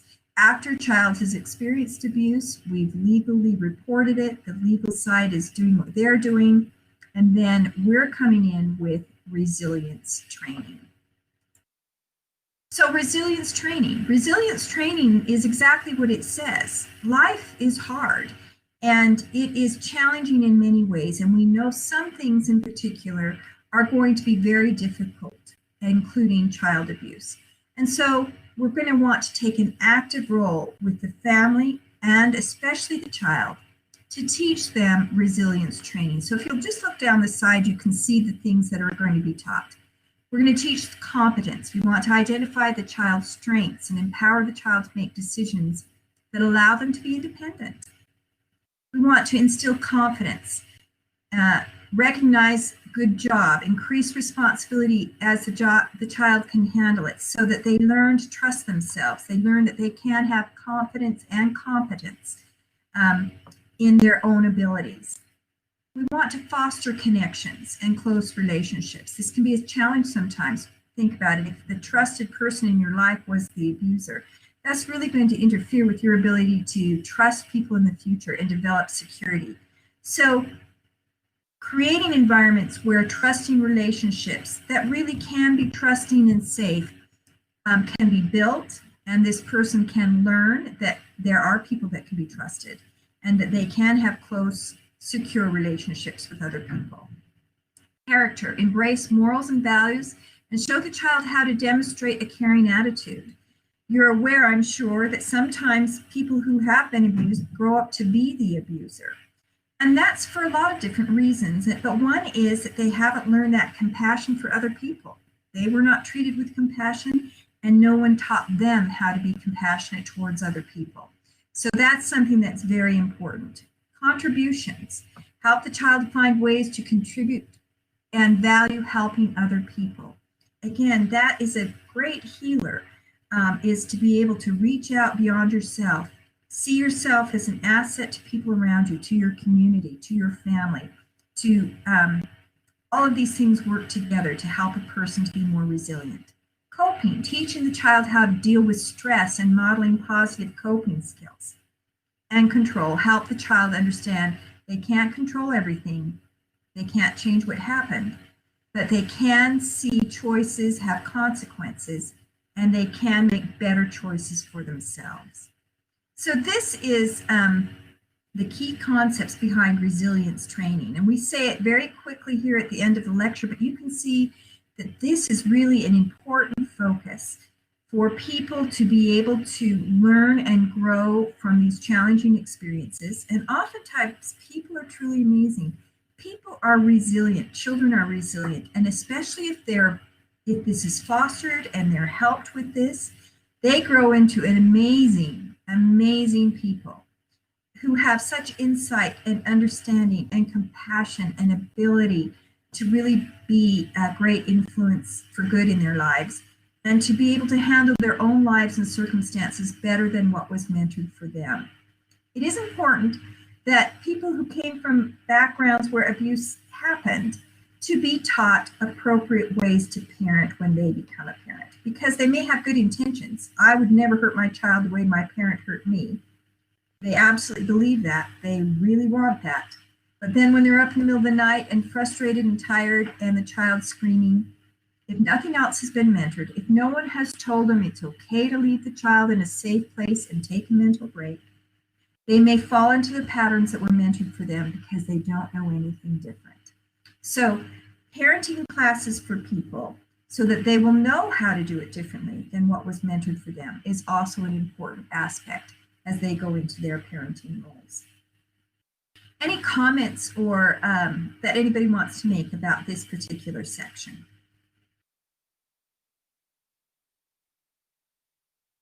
Okay, always kind of a hard thing, right? It's always hard, these topics, but as nurses, we have the ability to make an influence for good and the ability to make a difference in people's lives. And I think that's very empowering when we're dealing with such things that are so difficult like this is. I want you to notice, I'm not going to take the class time to go over this because you've all seen this someplace else. But I want you to notice on the next slides that, well, here's a hotline, but on the next slides that I've classified the various kinds of child abuse and what the signs and symptoms look like and what behaviors you'll see and characteristics of the caregiver. This is just a reminder of each of the various kinds of abuse. It's worth looking at. Most of us kind of recognize the various kinds of abuses. You've learned them in other classes. It's not hard to understand in any way. But I have included those. So if you desire to review them, to make sure you've got it down before the test, you're welcome to do that.